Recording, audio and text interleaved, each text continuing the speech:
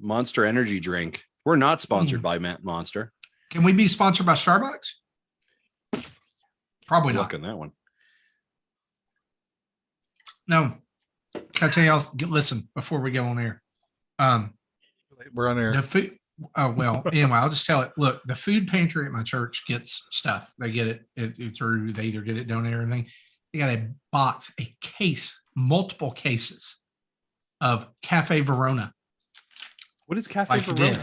It is Starbucks. Cafe Verona. Starbucks. Oh, got this it. Okay. is supposed to make 10 to 12 cups of coffee. So, like, you can just pour it in and have a pot of coffee in the morning. 6 boxes of 72 packs each. They're like, you want some? Yes. Yes, I do. They're like, you like Starbucks, right? I was like, yes, I do. Wow. I'm a gold card member. Yes, I am. Love it. We ready there, Jesse? You're kicking it off. I'll run. Yep. Let's go. Yep. 3, 2, 1. Welcome to Nintendo Dads, episode 393, recorded on September 22nd, 2022. On tonight's episode, we talk about some decisions that Nintendo's making regarding closing up the EU shop or Facebook, Twitter connection on Nintendo stuff. We'll talk about maybe hearing Chris Pratt say Yahoo in the beginning of October, and whatever else Jesse put in this document. I don't know. We're just going to spitball tonight. That and so many of your questions are answered. Jesse, cue the music.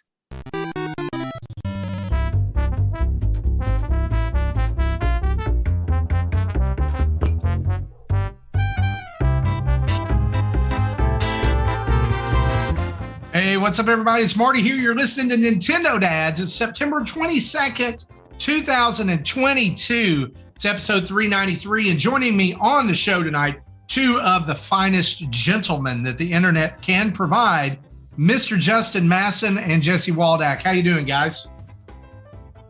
Doing well. Jesse, you go first. Okay. Yeah, my son calls me while I have the Zoom call up, waiting for you two to show up. He never calls me. He normally texts me if he wants to give me a message, and he says, "Yeah, my car is not starting." I'm like, oh, crap. So I almost had to do the dad taxi thing.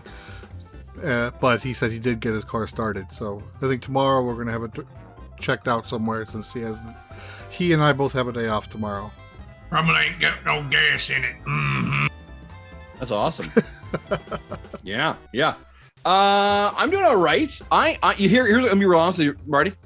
I just crushed a Monster Energy drink, and it's going through me already. You know what I'm saying? Like, when you say crush, tell me what you mean by crush. Like, I just chugged this Monster Energy drink.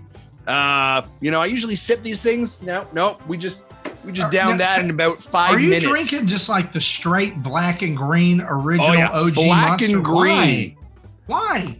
When you have the white zeros that taste so much better. I don't mind the white zeros. I only have the green ones in my mini fridge down here. Can I tell you what my favorite monster is right now? Is the Ultra Peachy Keen Monster. The peach. Oh man, it's so good. It's so good. But I'm with you here. I'm not crushing, but I'm drinking some Starbucks Cafe Verona roast. It is very nice with some nice white chocolate mocha creamer. Wow. It's very nice. I feel like you're about to turn this into a pumpkin spice latte commercial. No, I don't drink. We don't do PSL. That tastes like vomit. Wow. And so I like how you short formed it to PSL, like as if it's part of our nomenclature that you could be like, it's a PSL. It's PSL. You know what I'm saying? Right. Get yourself some DLC with some PLC and some upsy doozies. Before we go, I have a quick story about that. My wife and I and a friend of hers went to a Price Chopper or grocery store to pick up some things, and we saw a box of normal looking pumpkins and a box of white pumpkins, and she goes, "Hey, look, they sucked the pumpkin spice out of these." And then my wife and I at the same time both say, "Damn you, Starbucks."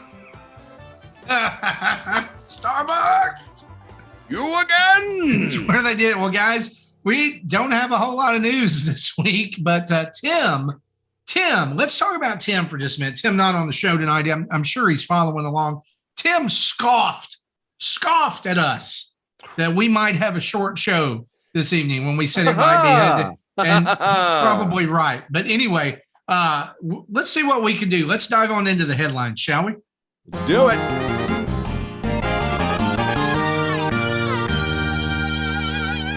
By the way, nobody asked, but I'm doing fine. I'm okay. You know what? You're right. That was really insensitive of it's us. Okay. It's fine. It's the monster energy. It makes me do mean things. Yeah. Because it's a monster. That's cool. Speaking of things that don't make us do mean things, you guys over at patreon.com/NintendoDads, you're the reason that we are going, that the lights are on. And so we're very thankful for you, whether you're $1 a month patron, whether you're brand new, or whether you're a $30 a month patron, or you've been with us for all 5 or 6 years that we've been running the Patreon campaign. We love you guys, and we are so thankful for you. And we announced last week on the show the biggest news ever for Nintendo Dads. And really, guys, the reason we're able to even do this is thanks to you over at patreon.com/Nintendo Dads. Head over there, join up, and you can help continue to make possible things like us being able to go and do Extra Life in person. It's crazy. I mean, like, I just think about it all the time. Like I was talking to Jesse earlier on the pre-show. We were talking about I've got to go hit up Buc-ee's because now there's I'm like a beaver nugget dealer now, for not just for us, but like the Snack Network, who's going to be there. They're like, hey, can you bring us some beaver nuggets? We'll totally pay you, dude. So now I'm going to feel like I need to go buy one of those khaki colored trench coats, with the pockets on the inside, and be like, what kind of nuggets you like, man? I got them all, So I'm like a beaver nugget dealer. But also today's show is also brought to us by Manscaped, and we'll talk about that here in just a few minutes. And let me just mention this week, Crumble Cookie slid into our DMs. That's all I'm gonna say. That's all I'm gonna say. They slid in. Safe. You'll be seeing something about that. Sorry, was it in our DMs? No, it was actually in our email. But okay, it sounds bad. I was like, what? I don't think people slide into email. No, I think you stumble. When you stumble, or I was thinking maybe you just kind of walk her into email, right? Like you just kind of. Can one of you dads bring over some crumble cookies at NYC? Mecha Dragon's asking. First we got to find a crumble. Okay, I have never had a crumble cookie. Let's start with that, Mecha. You're gonna have a crumble cookie before the weekend's over. Tim and I looked last week, and we thought we saw one about 10 minutes away, and then we looked again. We both noticed it at the same time. It's a crumb cookie. Mother. We're not getting a crumb cookie. Can you guys can put crumble cookies like on your carry-on? Here's what I'm gonna do, Justin. I'm gonna try to get one like the day before I leave. Oh yeah. And then I'll get it in the box, and I will just try to carry it with me, so that when you get there today, because here's the deal: the best part about crumble cookies is 12 to 15 seconds in the microwave, and they just come back to life. Oh, I'm so excited. Okay, so I'm gonna speaking of excitement, see what Marty I can do for you. And food. Guess what Justin found for you?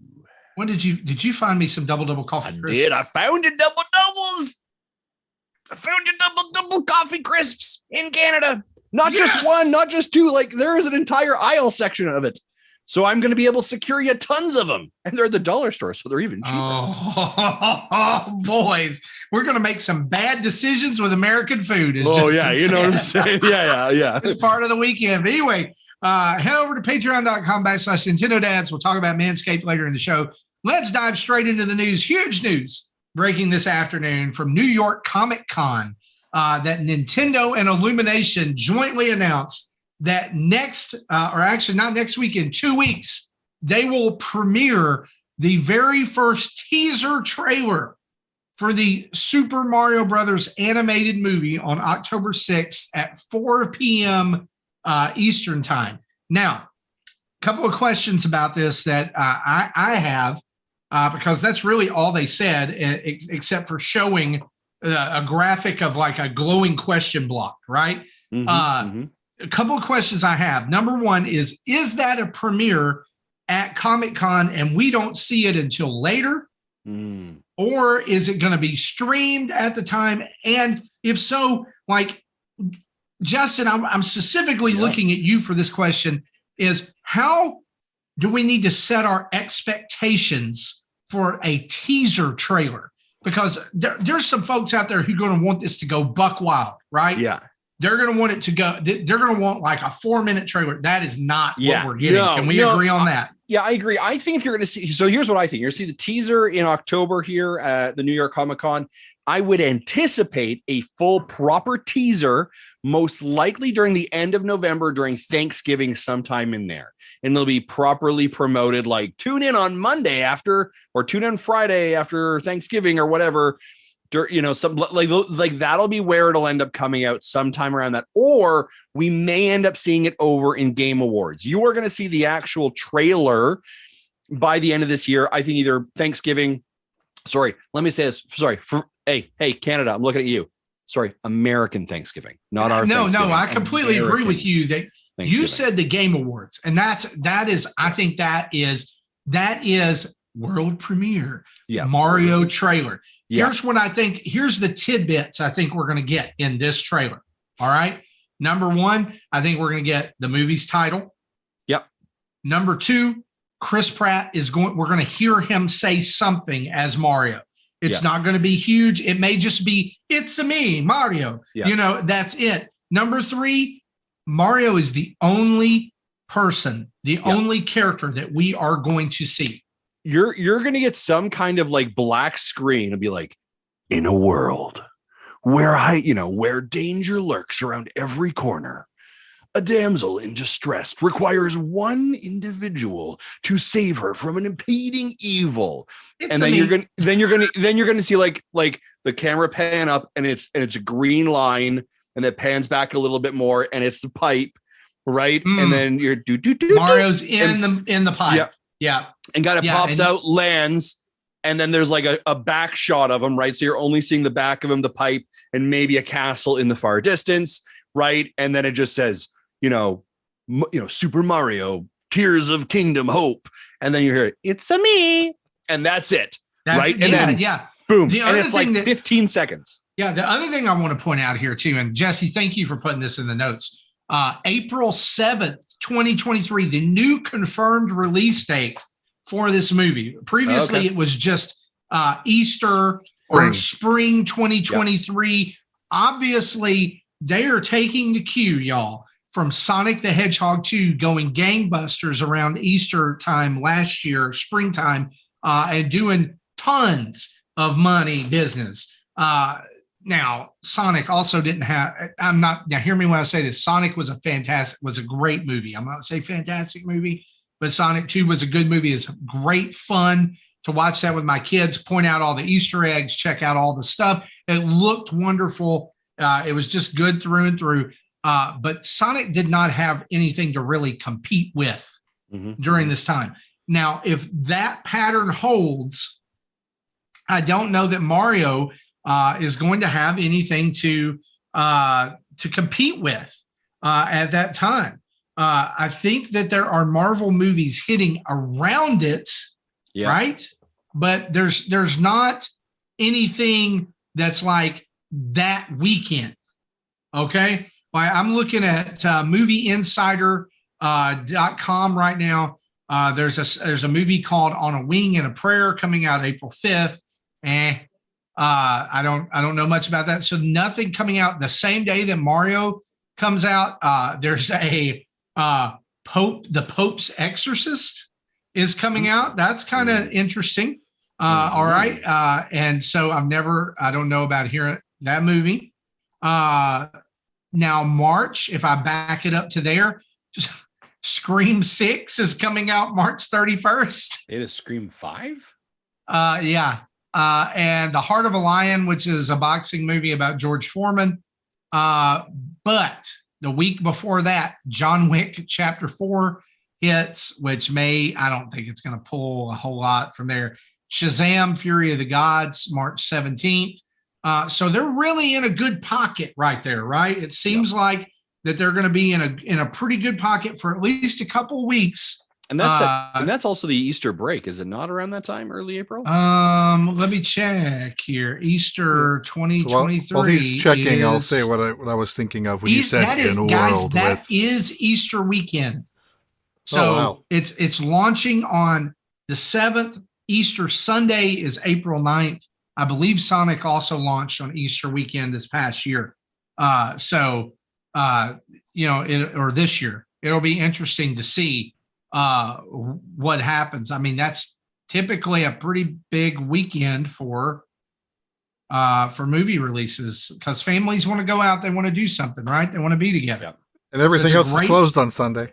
Yeah, it's a great family thing to do. We do it on Christmas every year. It's our Christmas tradition. Go open presents, eat, go see a movie. When you said the "in a world with," I thought of "in a world where your best friend is a fun guy." Nice. Oh my gosh, that's a show title. That's a show title. Take care of that. Anyway, guys, anything can happen. I expect that teaser trailer, if it's not available right at 3 Central, 4 Eastern on YouTube, it will be available very quickly. Yeah, I'm going to anticipate Nintendo's social is going to promote it and share it. Absolutely. Right. So keep an eye out for it, and sure, it'll probably be included in an 8:00 tweet that night. Yeah. Right. Yeah, I'm sure we'll do some kind of reaction to it or whatever. But I'm excited to see what it is. I think they've got a great voice cast for it. I think it could be a lot of fun. Miyamoto has been very heavily involved with it. Nintendo is really looking to stretch their brand and to recognize and use their IP in different ways. It's been very well spoken about and documented. This is kind of the next evolution for them that they haven't had success in before. Obviously, we can go back to the old Mario movie. But this is one of those things that, like, if this has the right level of success, the right level of hit, the right level of cultural impact that we saw something like Sonic end up having, this can give Nintendo a little bit of confidence in their IP to move into different multimedias and different avenues. This is where, we always we joke about the rumor of a Zelda Netflix show. This is where stuff like that can actually begin to have traction and to begin to actually get some footing because you have success in a market. If this goes out and has bombs, they're like, no, we're done. We're not going to do this. It's going to be Nintendo IP lockdown. We also have to remember that this is very interesting because Nintendo not too long ago also created their own movie TV division, right? They bought one. They bought one, correct. That's interesting, right? So to buy a division, to understand that you may start to do, that's probably where Pikmin shorts are generated. That's where the Pikmin shorts were generated, but they're obviously thinking a little bit more long-term strategically beyond they're gaming. Obviously thinking about Pikmin 4. They're going to need more shorts. Need lots of shorts for Pikmin 4. So yeah, I'm excited to kind of see what it is. Listen, I don't have any expectation. Nope. I'm not one of these Chris Pratt haters. Listen. I like Chris Pratt. And also, I think we also have to be okay that we have to and this is the problem. I think this is one of the things that, Marty, you talked a little bit about in the last couple episodes, is this entitlement, right? I think we have to be okay that things that we may have a specific memory attachment to, and our attachment is, Mario coming out of the pipe, Nintendo 64, it's a me, right? Like that thing. Those words that from Charles Martinet resonated with us. We have an attachment to that. We have an association with it. But like anything and everything, it has to evolve and change.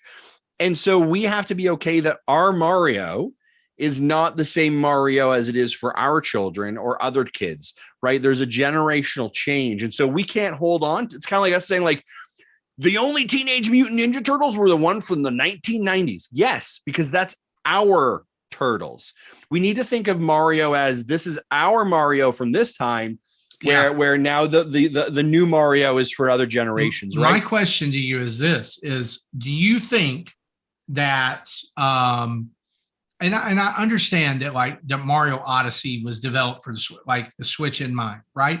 But you know how Mario in Mario Odyssey went all of a sudden from like the way he'd always looked to, look, I have individual strands of hair, and you can see the grain of my mustache, and you can see the stitching in my overalls and things like that.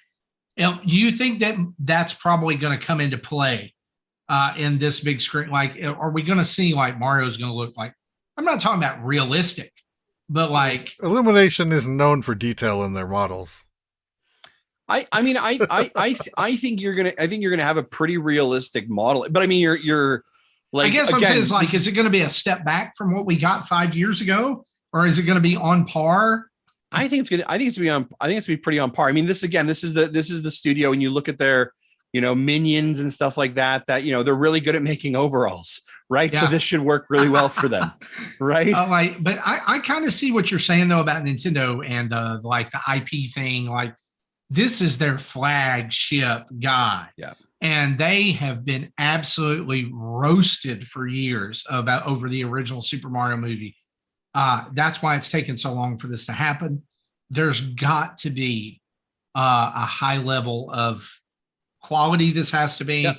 But also there's got to be a lot of people at Nintendo who leading up over the next 2 weeks and even that day are going to be like a bundle of nerves. Right. I think, oh my gosh. I think the other interesting part, and maybe Jesse, can you provide me a quick date for when the Mario movie came out, the original with Bob Hoskins? Here's something that we also have to kind of realize, like fundamentally. I think when that Mario movie came out, it was the early 90s. And again, Jesse's going to grab that for me real fast here. Mario would have been going into Super Mario. That got a date there, Jesse? May 28th, 93. So 93, right? So Mario World would have been out. Super Mario World would have been out. We've gone through the NES. Well, the movie did have Yoshi in it, so yeah. Yeah, that's a good point. So it's a brand, it's a character that's established. This is early console wars, right? We have to remember that at this point, Mario, the IP, the identity, the franchise was not the juggernaut it is now. Mm-hmm. Right. This is 25, almost 30 years ago. Right. It didn't have that same level of clout. It was in its infancy. Right. Where I think then the stakes were not as the table stakes were not as high. Yes, Nintendo gets roasted for it, all that. Right. But now 30 years later, where like you can put up IPs on a wall and kids can be like, that's Mickey Mouse. That's Ronald McDonald. That's Mario. Right. You have visible recognition of an IP without needing a name to it. Right, you have billions and billions and billions of dollars that have been made by a guy with a mustache in overalls. For a time comparison, when that movie launched, the character Mario was only 12 years old. That's exactly it, right? Where now he's like 42, right? So he's grown up a lot, and so I think for Nintendo, this is really like this is a very important move for them to make. And I think that's quite critical. Wow, look at those toys. I mean, that is Yoshi from the original Mario movie. If for those who are on video, that's just a raptor. Yeah. That's just a raptor from Jurassic Park. And Justin, if you don't remember that guy in the red coat back there, is a Goomba. That's a Goomba. Yeah. Like there is no way that Nintendo would allow this to happen in any way now. You're right. I mean, that is pretty bad. And so I am super excited about what we're going to see on that day, simply because I think that, like you said, Nintendo's got a lot to lose. And I don't think that they're going to spin the wheel on something that they're going to it's going to crap the bed again. Yeah. Right. I mean, it wouldn't surprise me if Nintendo decided at the last minute they're gonna Warner Brothers back earl of this thing and just write it off. If they think it's not going to go well, if they don't think it's going to go well, they'll kill it. Yeah, absolutely. Well, we'll see. So in 2 weeks, hopefully we'll have a little something to talk about here on the show about the Mario movie. Speaking of Nintendo, big change is coming to the Switch. Next month, starting on October 25th, you will be unable to log into your Switch account, if you have linked it to Facebook or Twitter. In other words, here are some changes that are coming. You will not be able to create a new Nintendo account using your Facebook or Twitter login. You will be able to create a new Nintendo account with Google or Apple accounts. But missions to earn My Nintendo Platinum points involving linking Facebook or Twitter to your account will no longer be available. So if you need to do that, you need to go very quickly. Here's my question on this. Number one, well, let me make some observations. Number one, this is kind of sudden. It's like guys, we're pulling out. It's done. Yeah, normally they give a long notice, and here it's literally a month. Number two, the missions, I thought, the missions for linking your My Nintendo Platinum points to your Nintendo account was so that you would be able to share screenshots from your Switch via Facebook and Twitter not just so you could have an account that can log them in. I think sharing still will be a thing. Well, that's my question. Is it? Because you say think. Are they stopping this? But I don't think we know yet. I hope we're still able to share, but. And here's my big. Can I tell you my big conspiracy theory? Go for it. Here's why they're doing this. Because you can send screenshots to your phone via their ad hoc Wi-Fi network that it sets up, right? So if they remove this, that means that there is a major change coming to the Nintendo Switch user interface. Ladies and gentlemen, get your tinfoil hats on. I think backgrounds and folders are on their way. We've got folders, Justin. Oh, shit, I forgot that. I'm stamped that. We do have folders. I mean, they are kind of forgettable. Let's not jump off the cliff completely. But I guess Jesse, I think you're probably more apt to talk about this than anything, knowing backends and systems and things like that. But why would they make a midstream change like this that's so big? Or is it so big? Well, I don't think it's that big. Does any of us use these methods to log in? No. I don't. Okay. My guess is very small population does. Okay. My first thought is maybe the APIs that Facebook and Twitter they have published or is updating, and Nintendo just said decided it's easier to just scrap it than to make the updates to keep it current.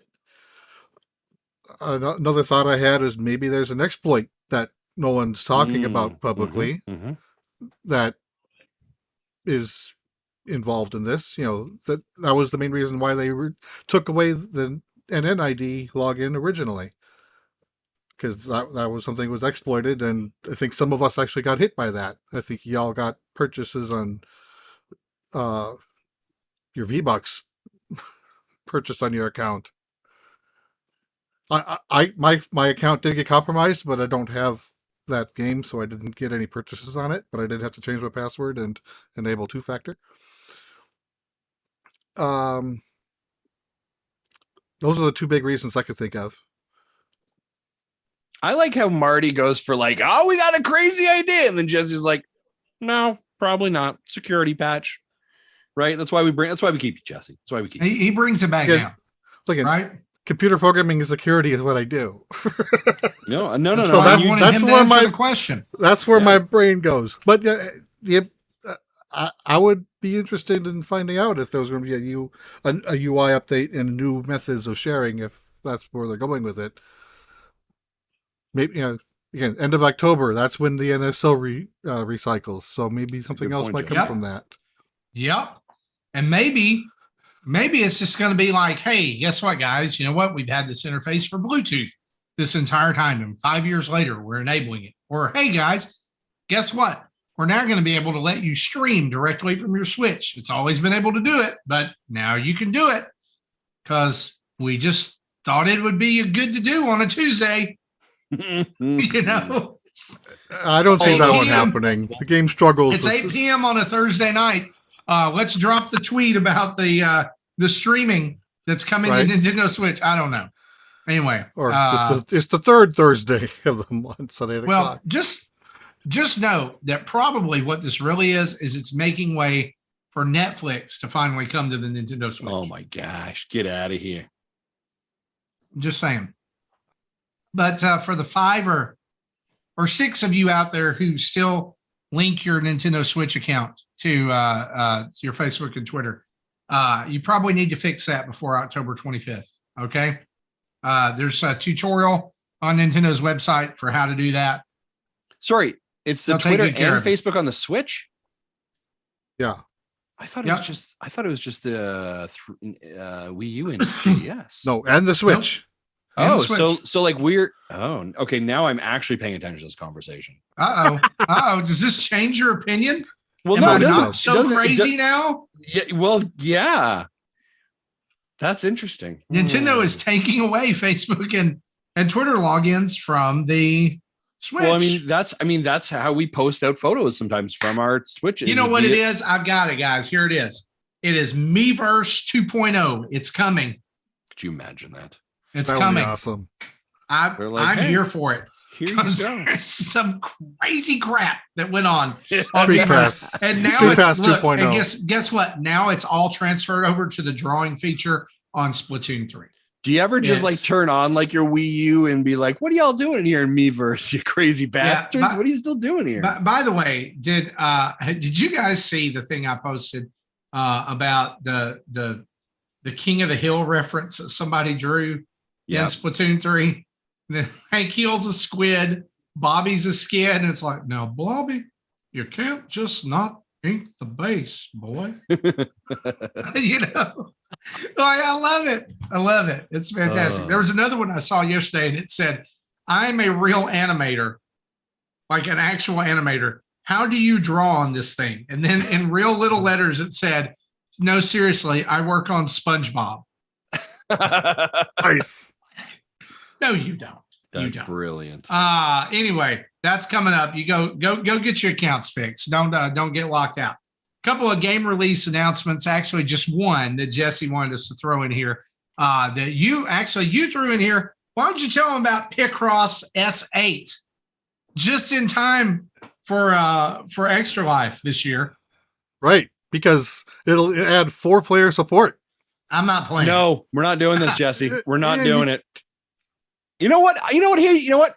For the kids, I'll do it. For the kids, I'll do it for the kids. Yeah. So are we working on the same puzzle or are we competing? Yeah, no, it's co-op. Yeah, you all work at the same puzzle at the same time. You each have your own cursors, and you. If we do like a 10 by 10, yeah, I'm in. I'm not opposed. Those aren't fun. I have those solved in 50 seconds. This idea.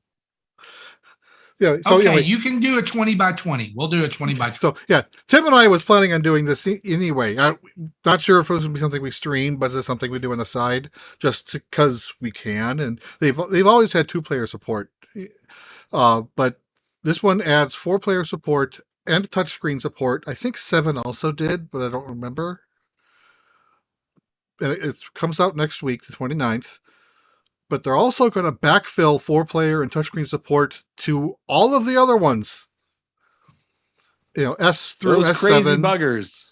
Yeah, S through S7, and the Genesis and Master System Edition, and the Lord of the Nazarick will all get updates. That's my favorite one.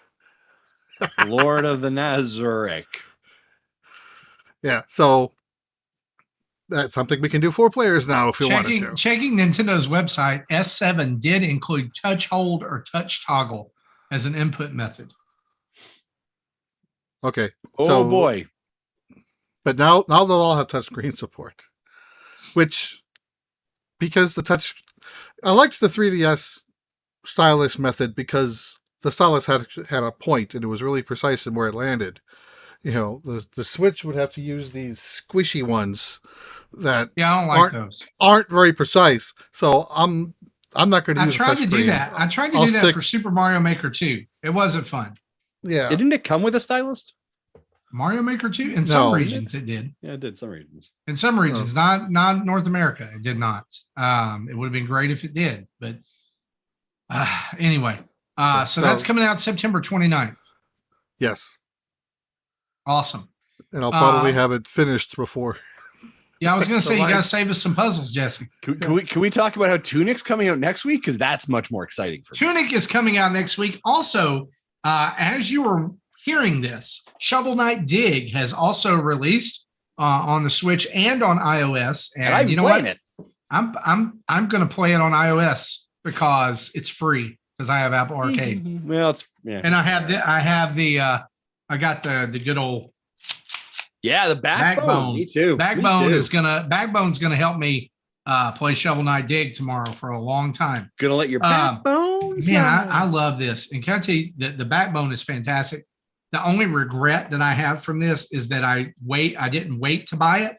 So that I could have got the PlayStation version that's white. The white one. It looks so good. Banger. It looks so good. Anyway. Yeah. Did you see that Logitech came out with a handheld this week? Logitech came out with a handheld this week that has Xbox Game Pass. Yeah, cloud for gaming. $299. Yeah. Are you excited by that? I don't know if you're angry about that, Marty. I know, no. I'm wondering. So with that, obviously you've taken a look at it a little bit. Can I download games on it from Game Pass and take them on the go, or do I have to have? It's all. I mean, that's why I'm asking you, because this platform by default, Marty, you should be completely against. Because it's like the Chromebook of gaming. It is 100% cloud streaming. How does it connect? You have to have a Wi-Fi have to have connection? A network. You have to have a network connection. So I could not buy this for my kid and put him in the car and be like, all right, go to town, play Tunic. That's stupid. What a waste of money. So the statement that everyone is saying is like the best solution. Like it looks good. It has Game Pass. It has Stadia, but it is a cloud-based gaming system. But like you could just go get a backbone. Right. And do the exact same thing. Exactly. And you would have a data connection on your phone. Yep. That's kind of a waste of money, kind of waste of time. I don't think I guess what, guys, that's a clearance bin product. And it's pricing at $350. Yeah. Nintendo says $50 more. You get the low end Steam Deck. That's exactly it. Then why not just get a Steam Deck that runs Game Pass? Yep. Or a Nintendo Switch. Just get a Nintendo Switch OLED. You can get two lights. Just get a Nintendo Switch OLED, wait 6 to 12 months, and all the games you wanted to play Game Pass are there, and they're $25. There you go. Perfect solution. You're just. But next week, Tunic comes out, and I am excited about Tunic. I am excited about Tunic. Can I spoil a little something? Or can you spoil a little something? We got an email today, right? Did. Who did we get an email from, Justin? The wonderful folks over at, wait, which one are we talking about? Tunic one? Yeah. Oh, yeah. The wonderful folks over at Tunic who are sending us a Tunic care package. I thought you were talking about the Atari. I'm going to Papa Justin's house here. But let me tell you something. Justin's house. If you open that box up and there's a baby fox in there, I'm going to be pissed. Like a dead baby fox? No, like an alive. Like if they send you a baby fox. A real fox? Like that's like in a tunic. I'm going to be. Oh, yeah, for sure. That's exactly what they do. That's 100% what they do. If you get something that looks like a Zelda treasure chest and the old Zelda manual, I'm going to be, I'm going to eat all your crumble cookies. Okay, well, I'm going to tell you this right now. Do not go online because I know what they send. You're going to be angry about it, Marty. You're going to be angry about it. That's what happens when Justin runs the socials, runs the emails. I respond quickly. You specifically went in the chat and like, can I have this? I did do that. I did 100% do that. Because you knew what was in it. Oh, I knew. I am so excited about Tunic. It's okay. I am excited. Listen, all we've heard for 6 to 9 months is Tunic's coming to the Switch. Tunic's coming to the Switch. Have it. Take it. Love it. I will. Fantastic. I hope you enjoy it. You're on a trip next week, aren't you? Yeah. Yeah. So I'm going to be going to Buc-ee's, so same thing. Just a treasure chest with the animal in it and some snacks. It's fantastic. All right. One other little news item here. If you are a fan of Mario Strikers Battle League, a brand new update or the brand new update for that launched today. It is now live. You can play as Pauline. You can play as Diddy Kong. There's new gear, a couple of new outfits, and a brand new stadium, which is like a space type stadium, which I guess is supposed to be like Rosalina's stadium or whatever. I don't know what they're doing. There was apparently like a lot more done to the game than just like it was, hey, here are 2 characters in the stadium. But apparently there was a lot more actually like under the hood stuff. Yeah. And also like options, features. Like there was I saw I messed around with it long enough to lose at a match. And this game sucks. I hate it because I'm terrible at soccer. That's why I really hate that the game, like just on an exhibition match, there's like no mercy. There's like, I can't just go on and like just roll over the other team because they just won't let it happen. I hate it. There's sometimes I just want to go and I want to like Ted Lasso it, I just want to go in and be like, I believe and I'm going to win and I'm going to put up 15 on you in 3 minutes. Like that's what I want to do. And nope. Wario scored the only goal. He burped in my face, and then they ran off the field and celebrated while my team cried. And I got 2 coins. 2. Yeah. So I got the patch notes here. Added Pauline, added Diddy Kong, added Planetoid Stadium, added the barrel gear. Okay, cool. That's content. Additional features or added features.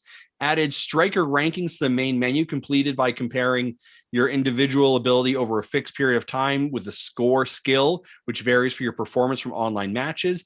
Added the following content to Strikers Clubs. You can now customize supporters in Stadium Access by going to Club Management and Stadium Supporters.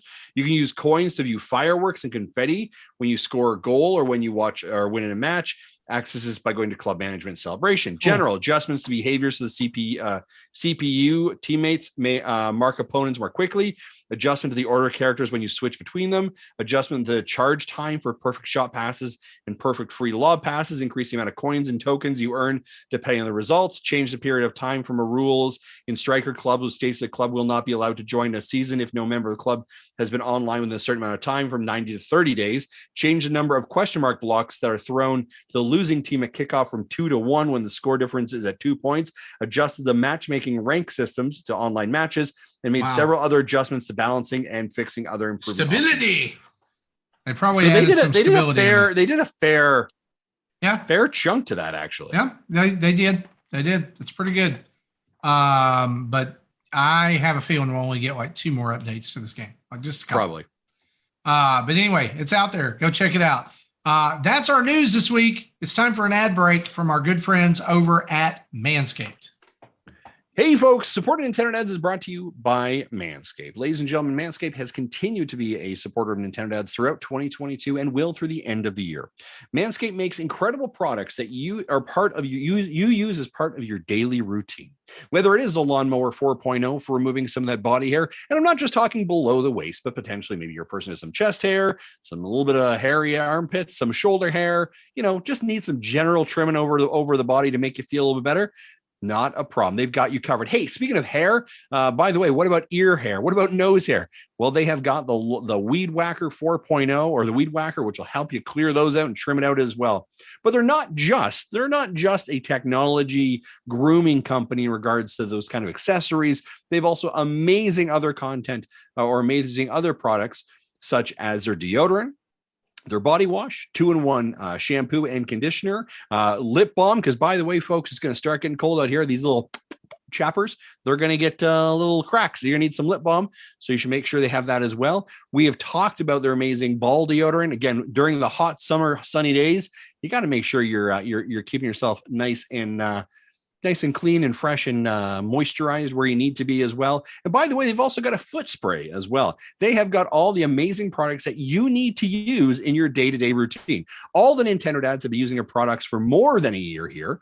And as a matter of fact, we were using their products before they ended up sponsoring us. That's how much we enjoy and support their products. So, hey, if you want to support Nintendo Dads and you want to support Manscaped, head over to manscaped.com, use the code NINDADS, NINDADS, for 20% off and free shipping. Big thanks to Manscaped for their continued support of Nintendo Dads. Marty, back to you. Awesome. Thank you, Justin. And thank you, Manscaped, for your continuing support of the show. Let's discuss something, shall we?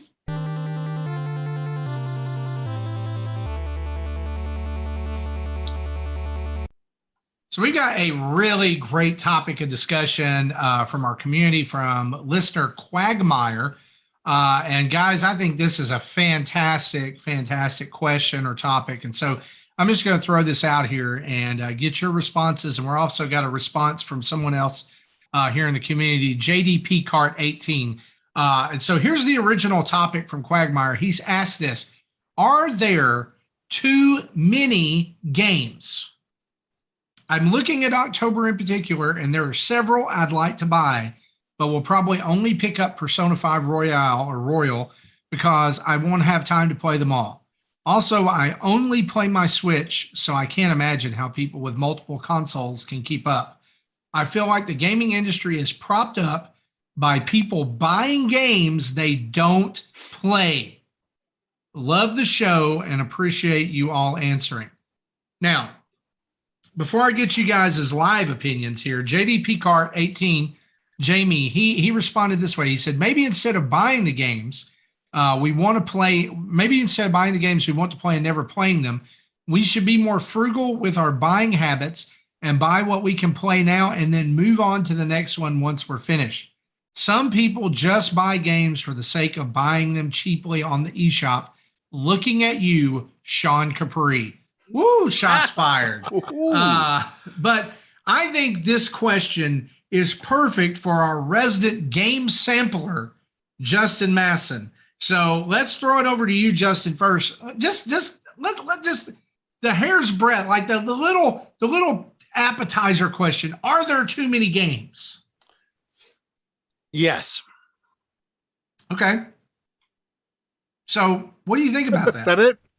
Well, I thought those just like, are we just give me the blunt answers? I mean, yes. What do you think? Yeah, So there's too many games. Well, then what do we do about that? And why are there too many games? Well, I mean, I think a couple things. Too many games indicates a couple of things. I think the first one is that the gaming market is very real and healthy, right? So you actually have an oversupply of something, right? Supply and demand. We have an overabundance of supply of games. In relation to the demand perspective, we hope that there is demand, but there's demand for a very specific type of game or interest, right? This is kind of the trouble that actually I think that the Wii U got into, especially when the sales numbers hit like over 100 million units sold, is it became shovelware. There is, and you can go scroll to the eShop right now. There's a lot of games you're like, that looks like not to be a jerk, but like that looks like a money grab. That looks like it's a cash grab. That looks like someone just kind of like knows. It's like a mobile game ported to the Switch. Yeah. I'll talk more about that one later. Sure. All of these things where you're like, you're just flooding the market and hoping that something sticks. Is there too many games? Yes. What do we have to do about it? Well, I think we as consumers have to make decisions. Now, I will also realize, and I think to the question, there are peaks and valleys, I find also. You know, I went through a bit of a valley in May to the end of August. There wasn't a lot that was really speaking to me. I find that all of a sudden times. Uh-oh. We killed Justin. Come up. And if you're hearing this, you are breaking up in a big way. There you are. I think you're back. Can you hear? No. Nope. Great audio show. Yeah. Nintendo Dads, top of quality. Can you guys hear me now? Yes. Kind of. Okay. Nope. I'm gonna for a second, all right? All right, he's coming back. While he's doing that, hey, Jesse, what do you think? Are there too many games? And what do you think that means for the gaming industry and gamers at large? I was going to think. I'm going to say what I think he was going to say was earlier in the year there was a drought. Like I barely touched my Switch in like the first quarter, and up until summer, and then I started hitting it more. And still, I think this is my Switch hours playing Switch is probably the least it's been since in 6 years. But on the other hand, not every game is meant for every person, so. True. You kind of need more games than a person can reasonably play in order to give more people things to play. Yeah, I mean, I think that there's a good balance between the Wii U era, where it was like, hey guys, a new game's finally coming out. Well, because the problem there was no third-party support. Nintendo had to run that show by himself. Where there's a ton of third-party support, right? And it's almost like an overwhelming amount of third-party support. I mean, guys, look, I mean, just this month on the Switch in the last 21 days, I'm going to list off some games and just here you go.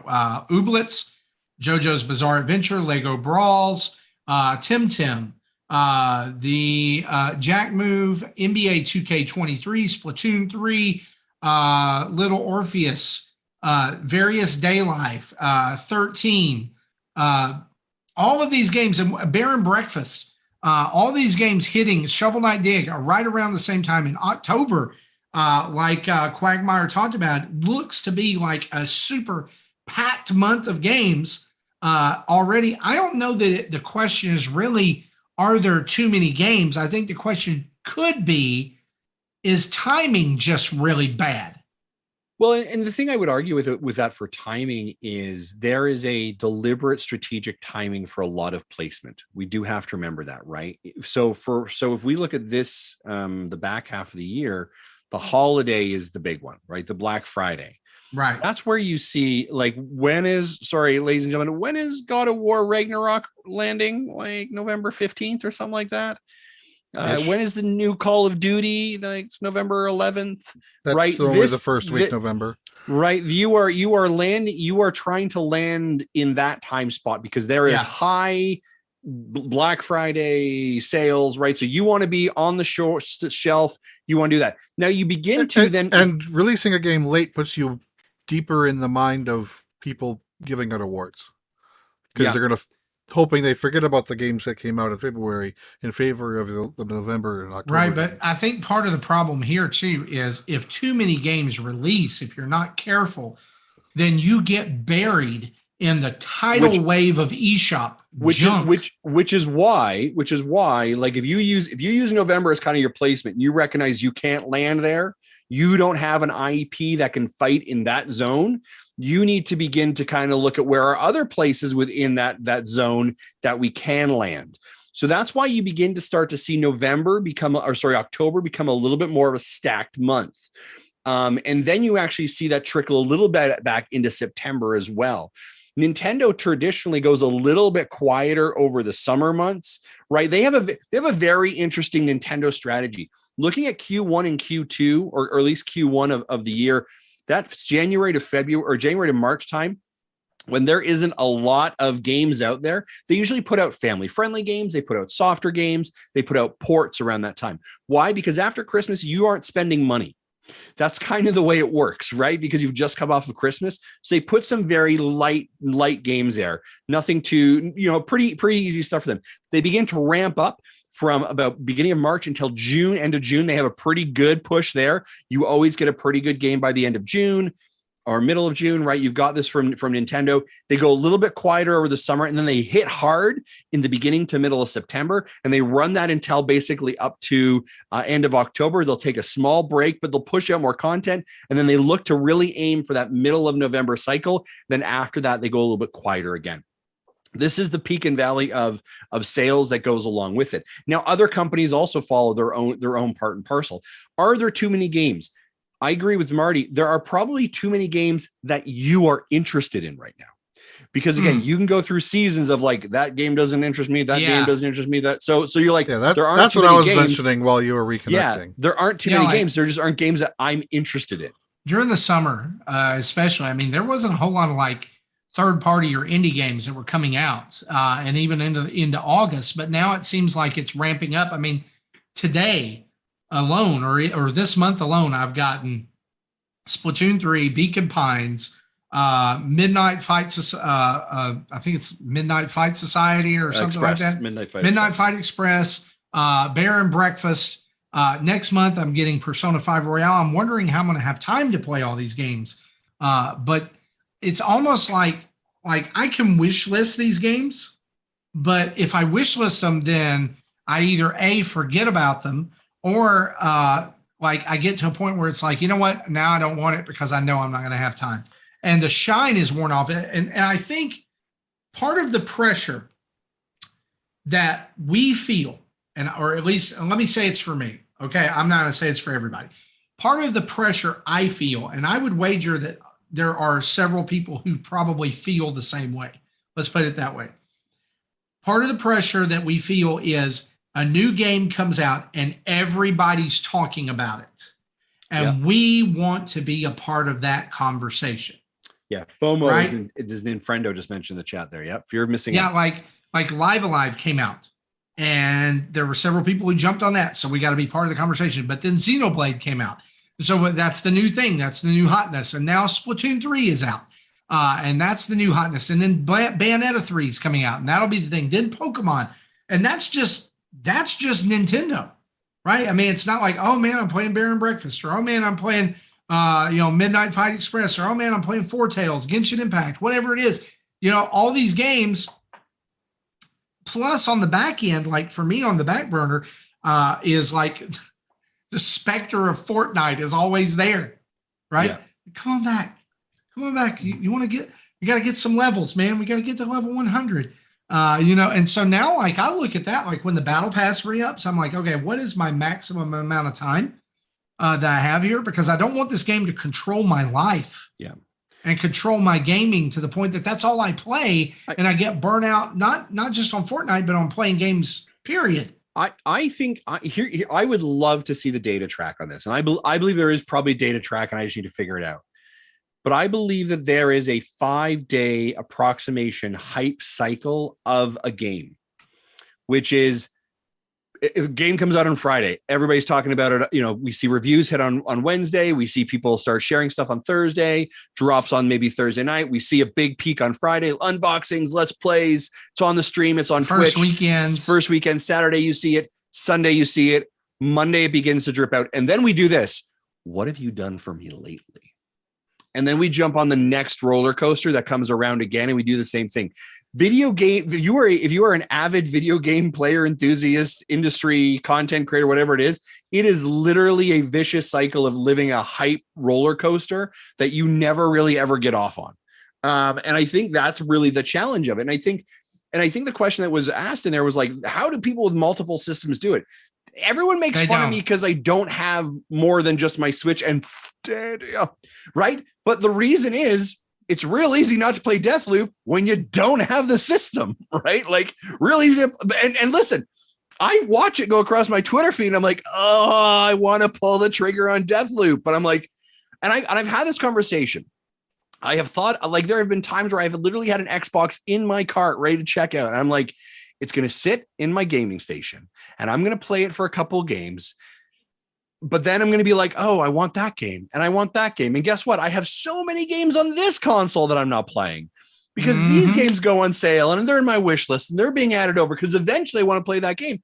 And it is this vicious digital collection, right?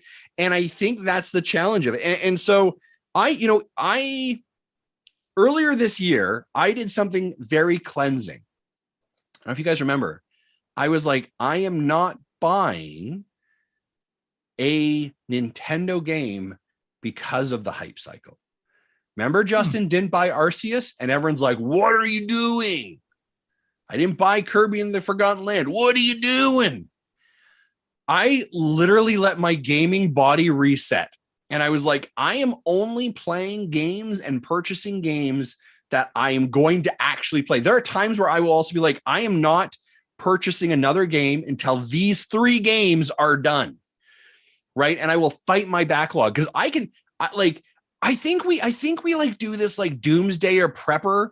Like, all of us are like, I'm just going to buy this game because the one day that the world goes to hell and the zombies take over, I have Hyper Light Drifter.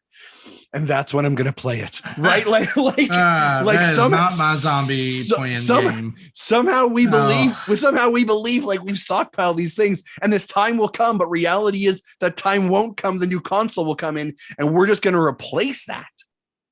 Yeah. That's the vicious cycle of it. So I don't have an answer for you. My answer for you is this. You need to individually figure out what works for you. Right now, I am going in a season where there are a bunch of games that I'm very interested in. The games that I want to play, Overwatch 2 is coming out. I'm excited to play that with friends. I love arena-based shooters, right? I love playing that with friends. I'm excited to play that, right? We've got Mario and Rabbids. I love the first one, right? I know we're going to have a conversation about that. What you need to do is you need to make decisions about, like, do you need to say, hey, there's nothing wrong with saying, I'm not going to buy this game. I'm not going to not be in this conversation. Orbiting around that conversation, can I recommend a strategy that I think might help? And that is this. Have a gaming budget for your month and say, I'm going to be able to spend this month this amount of money. If you don't spend that amount of money that month, don't roll it over to the next month. Don't be like, oh man, last month I had $60. Now I've got 120. Just however much you're going to spend on it per month. And if that's comprised, and that is going to make you sit down, and it's going to make you say, okay, hey man, Mario and Rabbids is coming out this month. That's a $65 game.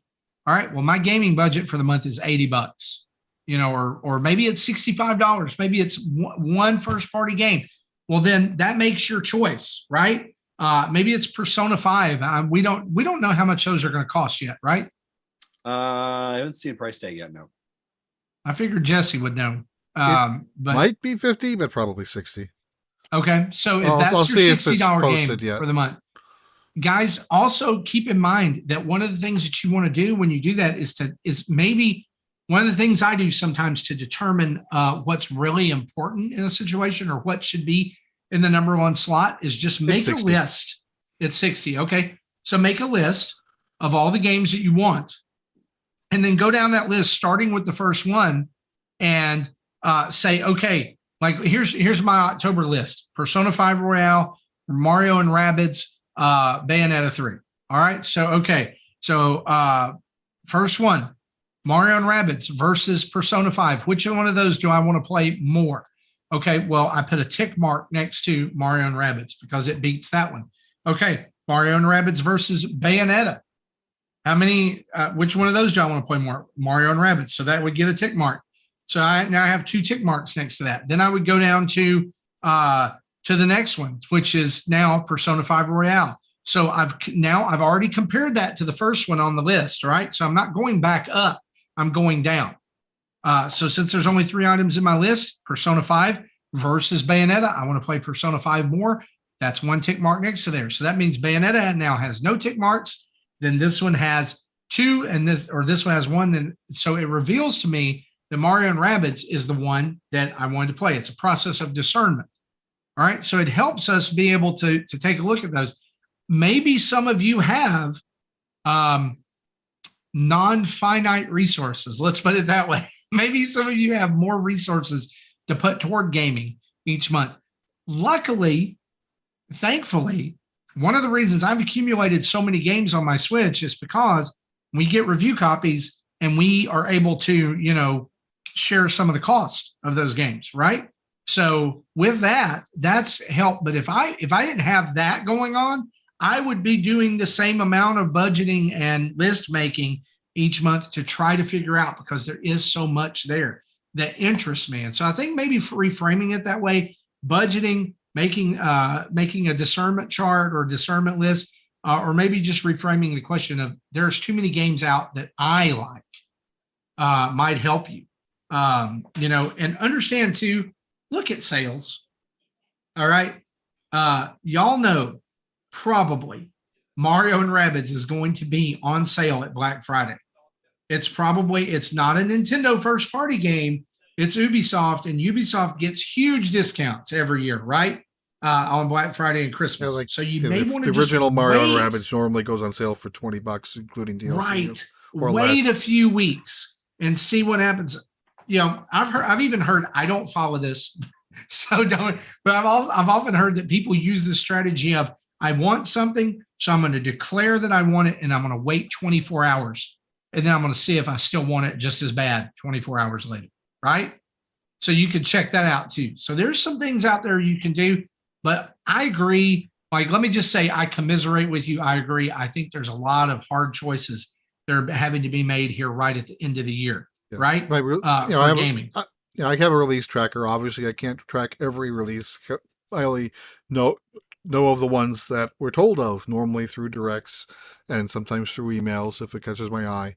So there are 12 games in October on my list, of which 6 of them are in an 8-day window, which includes Mario and Rabbids, Persona, and Bayonetta. Wow. And Resident Evil Cloud. See, I've said for a while that when Persona 5 comes to the Switch, it's day one for me. But then they decided to release Mario and Rabbids the same month. So I've also got to a point where I prioritize. where I'll look at like a list like that, and I'm like, what's my greens and what's my yellows? Right? Yeah. Like No Man's Sky, I'm like, oh, that would be cool. I've heard a lot of great things, but I'm like, I've literally got Overwatch 2 days earlier, and I've got this game, I've got Mario and Rabbids. No. That's what I was talking about. Why you stepped away for just a minute was making a list to I apologize. Kind of do, like discern, or I like greens and yellows and reds too. I think that's a good one. Just like taking that list that Nintendo publishes after every direct and going ahead and saying, okay, these are the games, right? And I'm gonna monitor when those are coming out.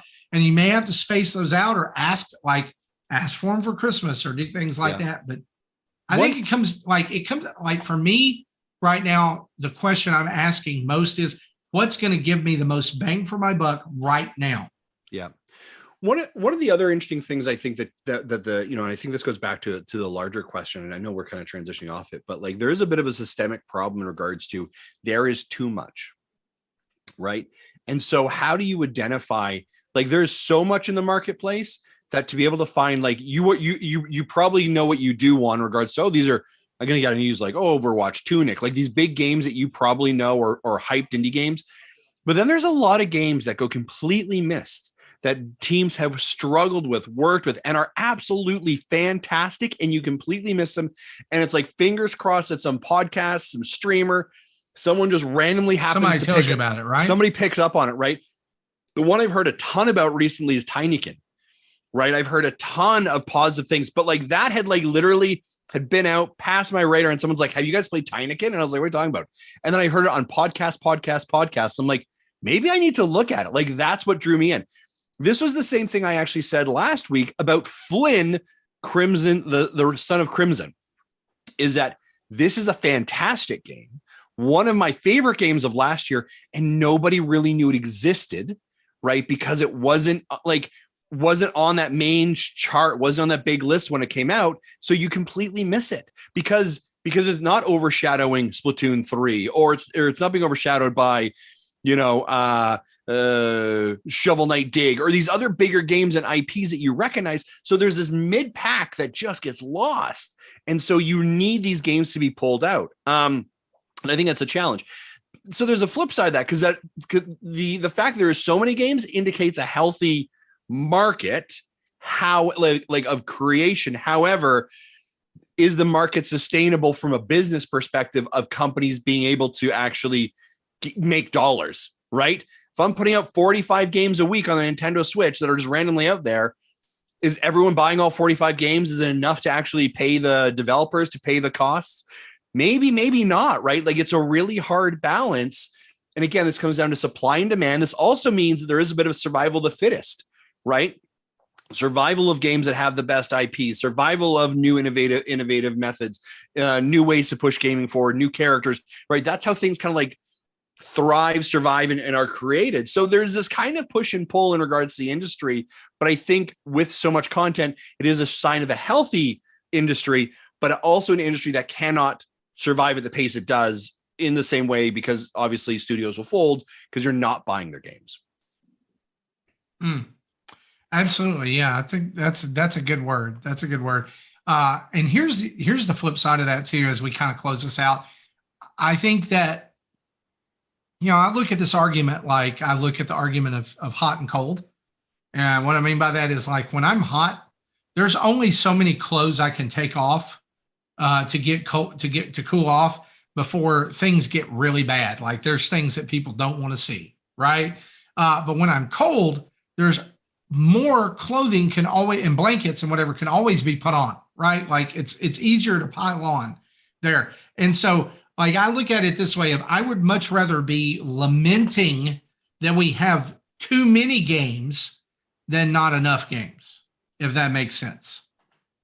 Yeah, I'll just say this. If you want to hear what that was like, I'd encourage you to go back to Nintendo Dads episode 25 when we were deep in the throes of the Wii U, right? And we talked about Paper Mario for 6 weeks because there was nothing else to talk about. Yep. Thank you, Justin. I like, that's good perspective. Quagmire, great question. Absolutely fantastic. We love stuff like this. If you've got a topic that you would like us to debate and talk about on the show, send it over to our email, nintendodads@gmail.com, or you can just hit us up in the Discord on the Nintendo Dads or the Ask Nintendo Dads or NINDADS podcast subchannels, and we would be glad to take your comments, questions, and topics for discussion there. Guys, let's talk about some events real quick.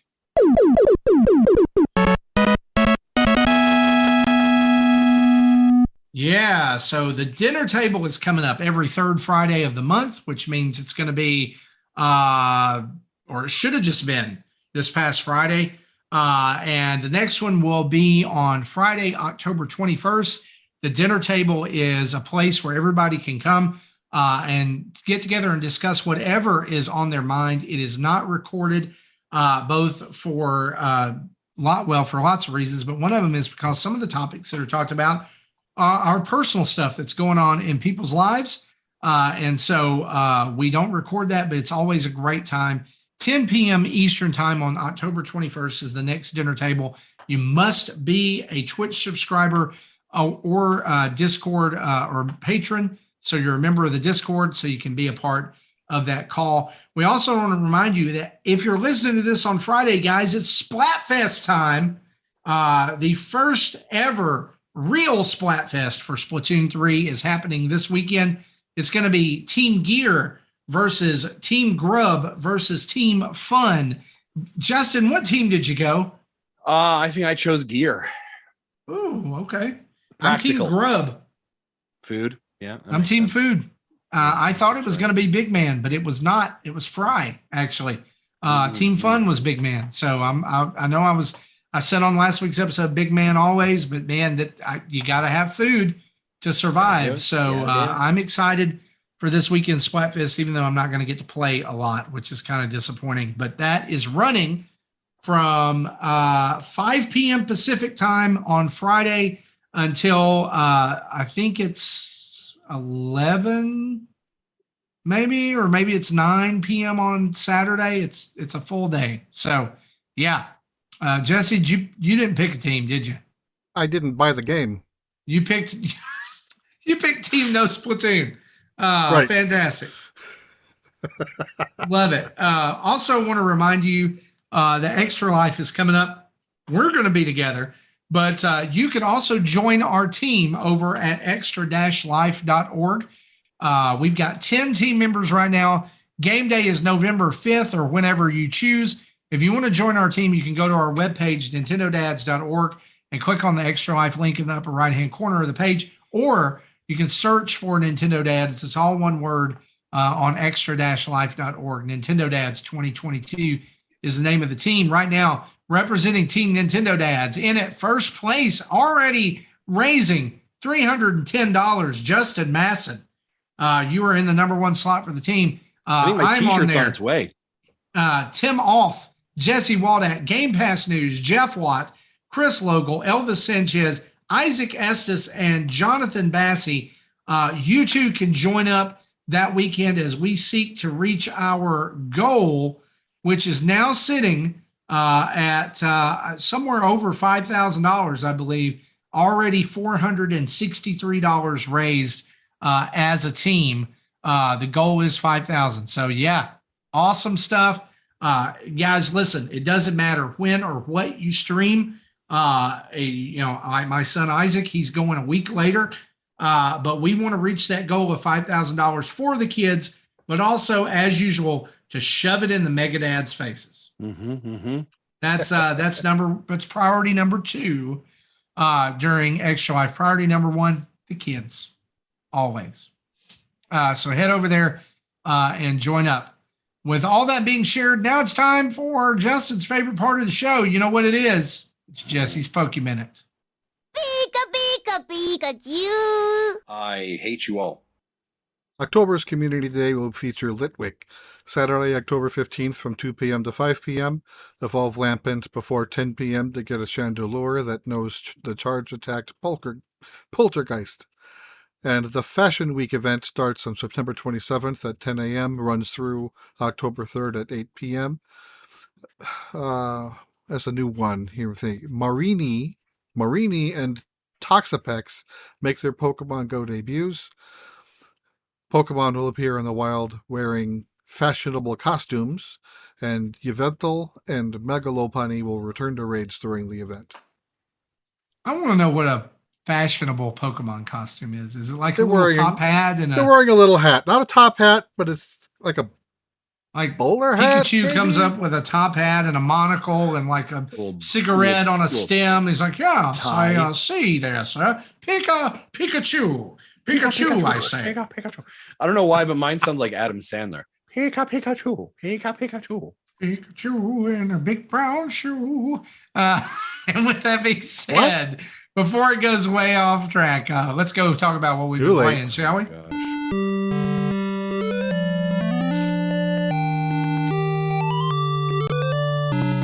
Jesse, just a little divergence here.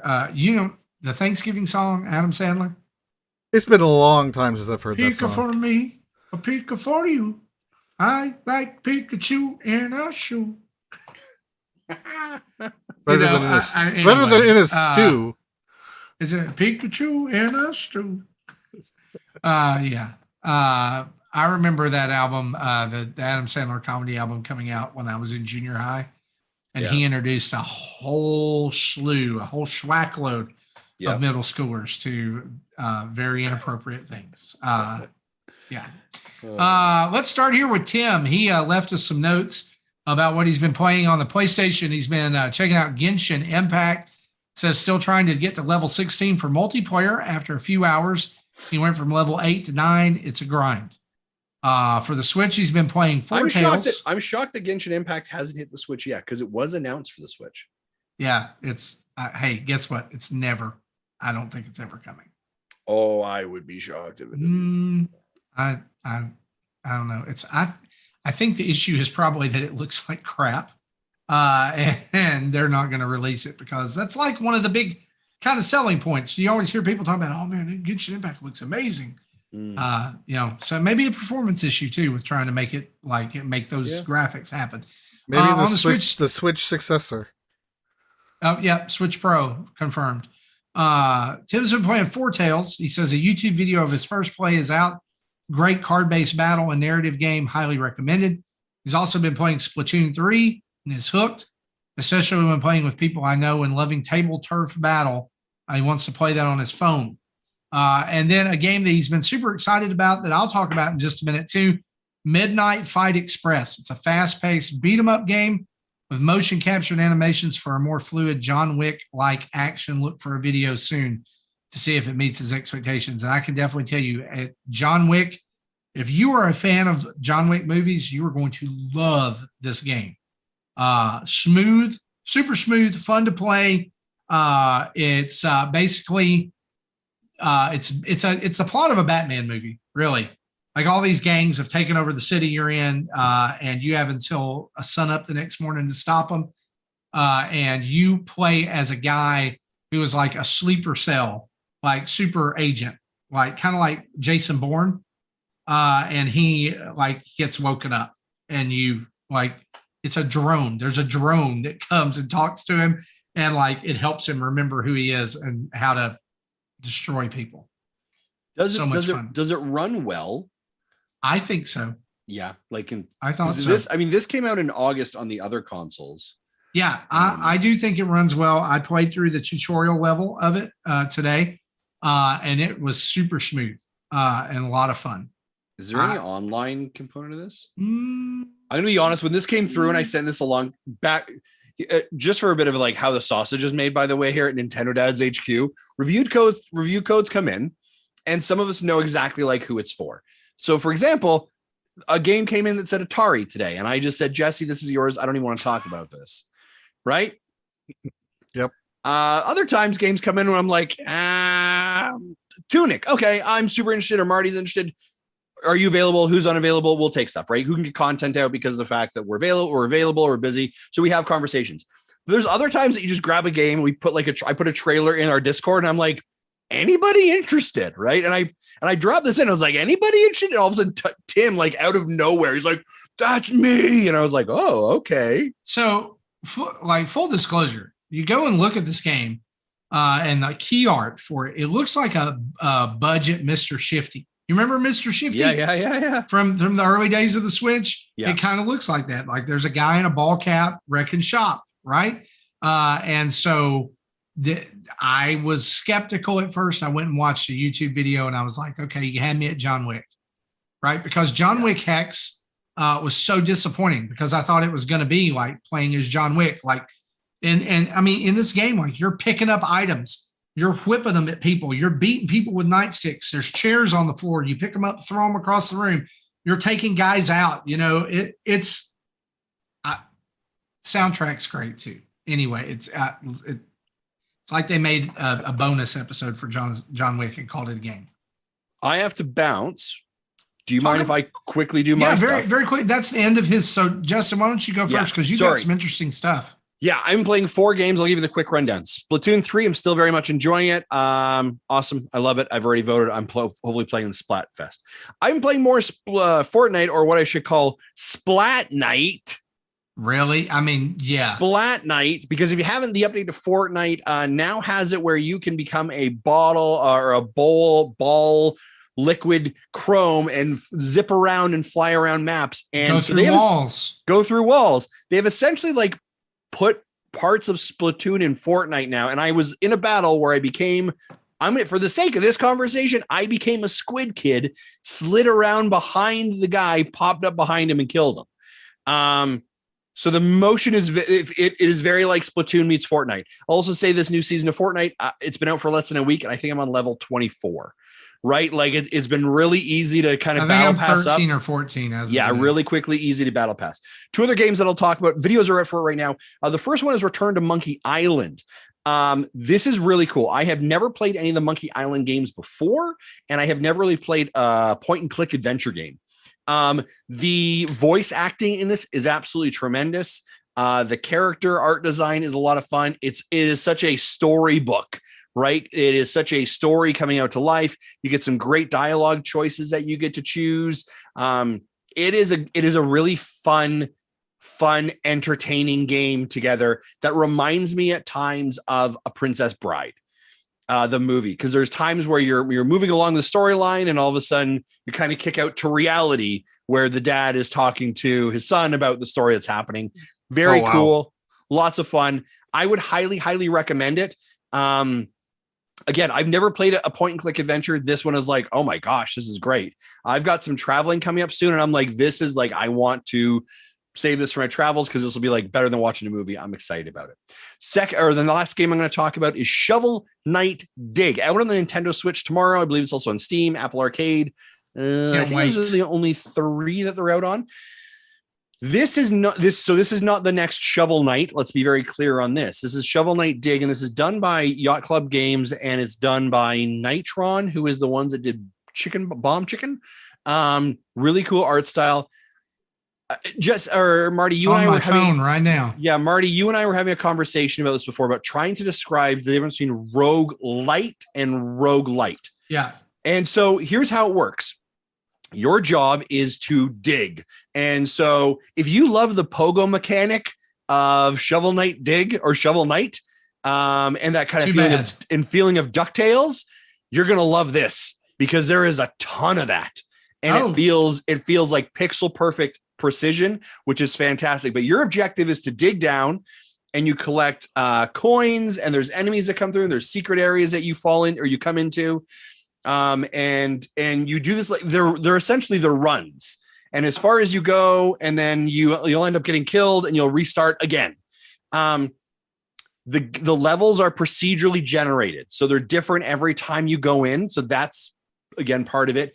There is a world leaderboard where you can see how far you've gotten and compare it to others. There are daily quests daily runs and weekly runs to see how you post. There's upgrades that you can purchase. Now, I'm not 100% sure if you purchase the upgrades, if they become permanent. And every single run kind of shows you how much further you got along in all the dungeons. My first time playing it, I kind of only got to like each area has like 4 sections in it, I guess is the best way I would say. And after each section, you kind of get a spot to refill your life. And then you go for the run to the next section. And I was able to do one section all the way down, fought the boss. And then after that, I was like, cool, I'm done. Nope. Moving on to the next section. And so you move on to the next section, and that's your new kind of like level or run. There it is. Yeah, you got it. Yo, perfectly. this is how I'm playing it. I'm gonna double dip. I'm probably gonna play it on the Switch too. I'm not gonna lie. I'm having a ton of fun with it. So I guess roguelite procedurally generated. I'll explain that after you leave because I know you've got to go. Yeah. I here's what I'm going to say. I would actually recommend both these games. And if you're questioning maybe, I've got limited money, I've only got limited time. Both videos are up on our YouTube channel. Take a look at them. Shovel Knight Dig had been on my radar for a long time. It is a lot of fun. It also has the hook of one more run. Right. So you are going to find yourself doing that. You're like, okay, I'm going to do it again. Marty, is that free via Apple Arcade? It is. If you have an Apple Arcade subscription or you're part of the Apple One program, which gets you the Apple Arcade, then guess what, guys? You are in like Flynn, and you are already. And you can have this right now. Okay, I'm downloading it right now because I have that. It is a ton of fun. I'm interested to see how it's going to play. But again, you've got the Backbone controller. Right now, it plays fantastic. Yeah, I'm not even in the thing, but it's very responsive. The levels are great. The design is awesome. It is a ton of fun. One more run addictiveness. I would highly, highly recommend it. I am going to have to go though, folks. Thanks for tuning in. Bye-bye. See you, Justin. Thank you. Well, with Justin heading out, that's going to leave us here with me and you, Jesse. So why don't you talk to us a few minutes about what you've been playing? All right, I'll probably download that from Apple Arcade as well. Just, I think I still have like a few months of free Apple Arcade from when I bought something. I think my iPad last year. I don't remember what I bought, but I don't think I'm paying for it yet. Anyway, continuing my playthrough Picross 3D Round 2. I thought I was going to be finished before the show. Not quite. I think I literally have 8 puzzles left out of 350. So I'll be done with that tomorrow.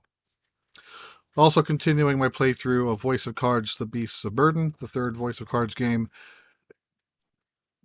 To say it's more of the same makes it sound bad, but I say that in the best possible way. I do like this type of game, how they incorporate cards into the art style, and even the character cards are still mostly the same, but still that's kind of half the charm of the game is that. And the story of this one is you start off in this as a subterranean, basically someone who's lived underground all their life.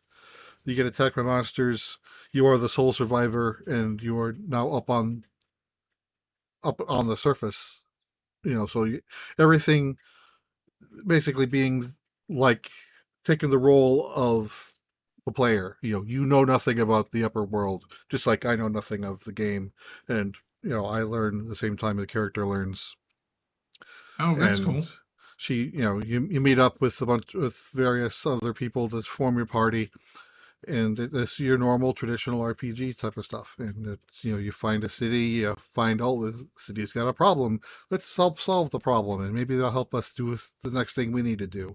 That traditional RPG back and forth. So I think I'm the midway through the game. I think I'm just starting chapter 4.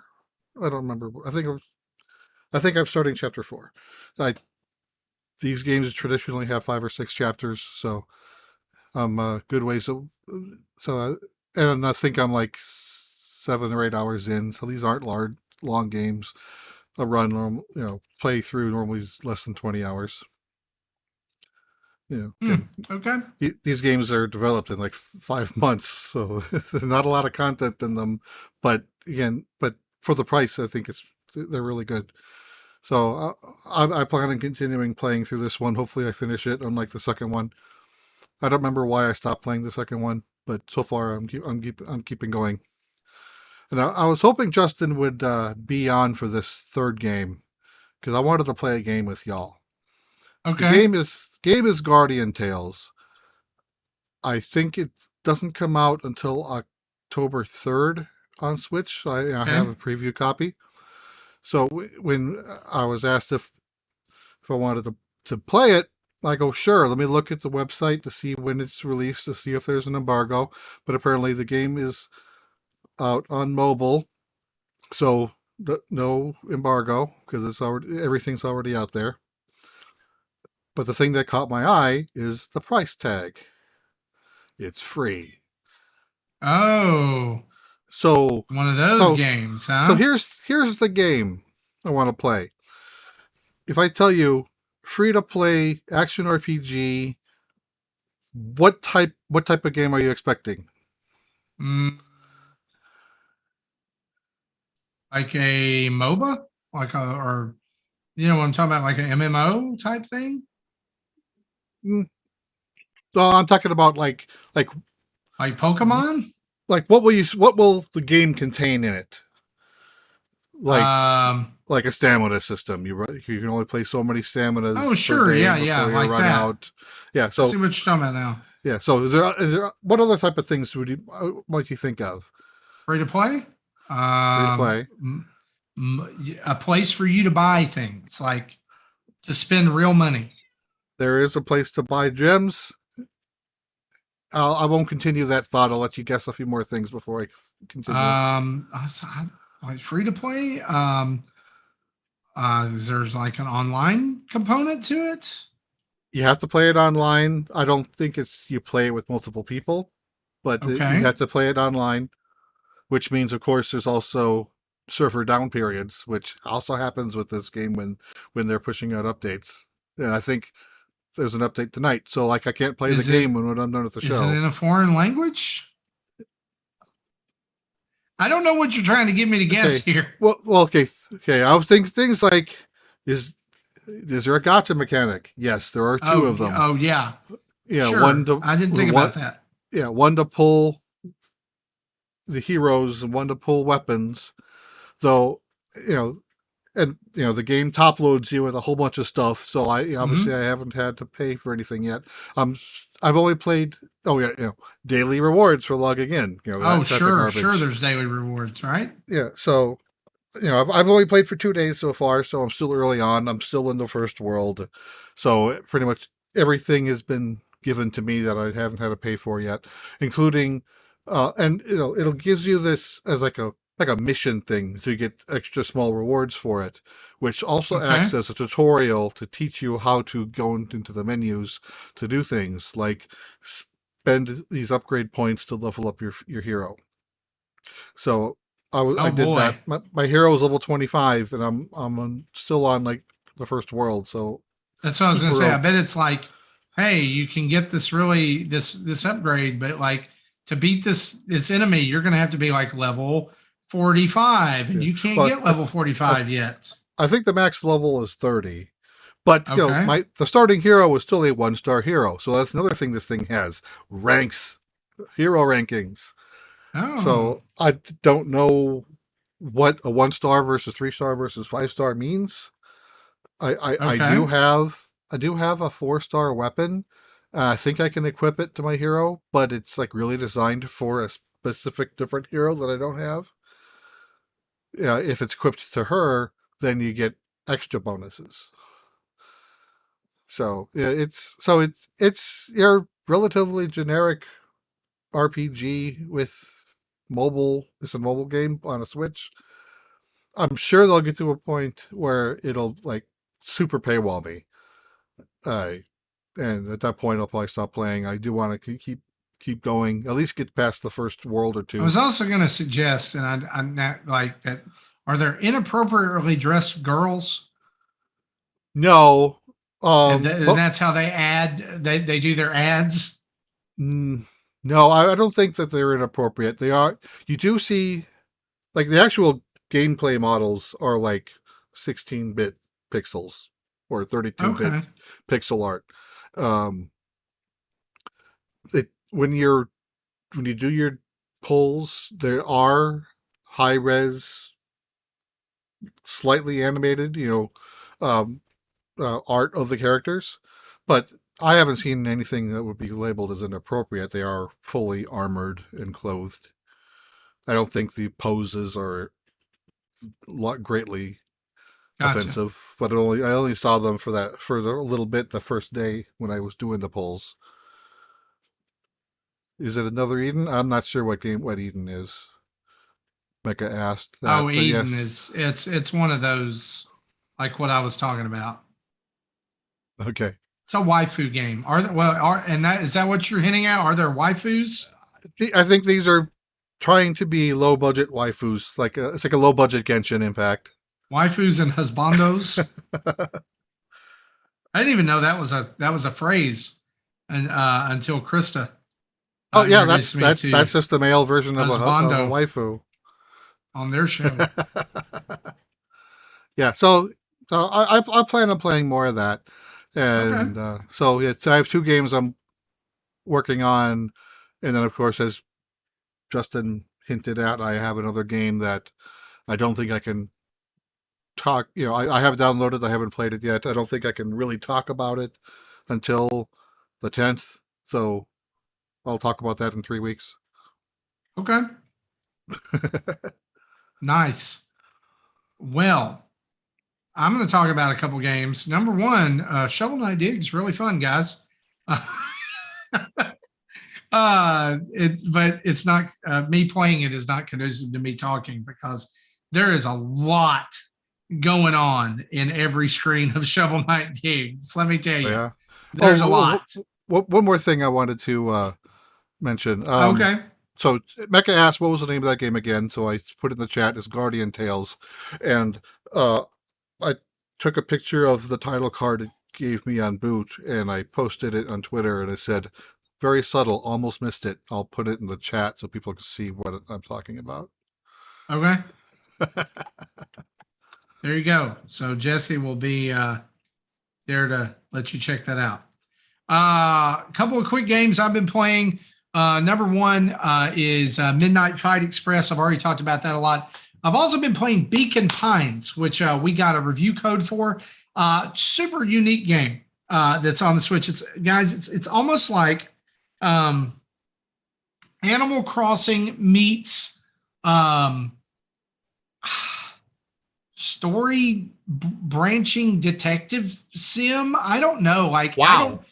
That's not where I expected you to go with that. Here's the thing. I'm only 1 chapter into it, but I really don't know what's going on. So the gist of the game is the game opens up and there's a vocal narrator, right, who is this female, and she's talking about this story and how it's a very special story, and it's her story, but it's still being written. Like the ending is not set. And you go into this world and you're introduced to your character who is a goat child who is at the grave of his father, like mourning his death on his birthday. That could be symbolic in multiple different ways you don't want to go. The whole universe is populated by these animals that have developed a society. Like Beacon Pines is the town that they live in. Okay. And as you go, you're introduced to this mechanic. It's not Cult of the Lamb.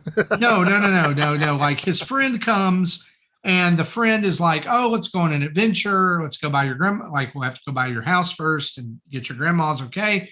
And so, as you're running in the next screen, you run through this field of dandelions, and if you run in it enough, there's this thing that pops up, and it says "tickle," and it's like a locket, like a picture that would be in a locket, and it says "tickle" underneath. And the narrator's like, "Oh, I had a feeling you would be the one that I had a good feeling about you." And when you go back to the grandmother's house, she begins talking about these things called charms that you can collect, and that tickle is one of the charms that you have, right? So, and she you go in the house, and she's telling you about it, and she's like, and there's probably a few of them you can find here. So if you go on do all this exploration, you find all these charms. And you go outside and talk to the grandmother, and the grandmother it interrupts. It's like, "Hey, before you talk to grandma, just know that conversations in this world are everything," is basically what it says, in so many words. Conversations in this world are everything, and you're going to have opportunities to branch off into different things depending on the words you choose. And the charms are the words that you can choose. Okay. So in the first situation, it's you found all the charms in the house. And it's hide, junk, and ponder and something else, right? And so the sentence is, hey, Rolo and I are going out to blank all day. And so you get some of those as a choice. So it's like you can ponder, or you can hide, or you can something else. And what you're trying to do is, and it tells you before you do this, it's like, this is the only one of these that really won't permanently affect the story based on what you choose. Okay. So like, and she shows you this diagram of a tree where there's these things and then look like blooms. And those blooms, you can go back to them. Like you can rewind the game and go back and choose a different word to go into the sentence at that point to see how the path branches and fill out the Radiant Historia type of gameplay. Yes. The artwork on this game is gorgeous. The music is fantastic. The voiceover work for the narrator, she's fantastic. All the other characters talk like Animal Crossing characters. All right, you know, like, and so I really think this is going to be like some kind of like maybe unraveling a mystery, because in the beginning it talks about the kid's dad who's dead, but then his mom is missing. They can't find her, and he's like, oh no, she's going to come back, and it's just super charming. And if you're into like Justin talked about Return to Monkey Island, so like a point and click adventure or games like that are like super chill. Like even if you were a fan of Night in the Woods, where like you were like piecing together the story by finding things and interacting with people, all that's going on. There was where I stopped in the video. You can go watch the video of the first like 20 minutes. Where I stopped in the video is a fishing scene from the past where the kid remembers going fishing with his dad, and you don't see his dad. Like he's sitting with his back to you at this chair next to the pond. And he's like, go get the bait and fish. And depending on the charms you found, you have different bait that you can use. And that different bait pulls up different things. And so I tried it a few times to see if it pulled up something different for each bait. It doesn't. It only pulls up one thing. And I think I think that fishing hole is something you come back to over the rest of the game and like complete your collection of stuff. So you might want to check this out. I was drawn in by the art. It's just absolutely amazing. I love it. Such a cool style. And this game is something that I think it's kind of special. You don't see a game like this very often. I've also been playing Fortnite. I'm like Justin. I said I'm not going to play, but I got sucked back in by this season, and it goes until December. I'll dabble. I wasn't. Beacon Pines is on sale. I'm gonna throw money at it and hope I have time to play it. Awesome. I hope you like it now that I've recommended it. Well, that's what I've been playing. Let's turn on the community spotlight here.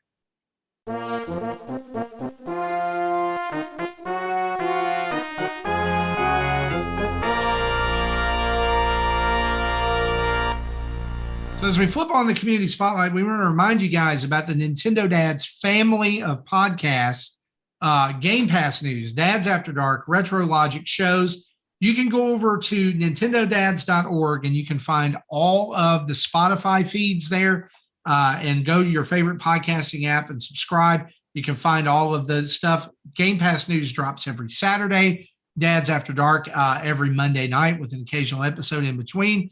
And Retro Logic and its resulting podcast drop at different times. So you'll just have to go over there and check them out.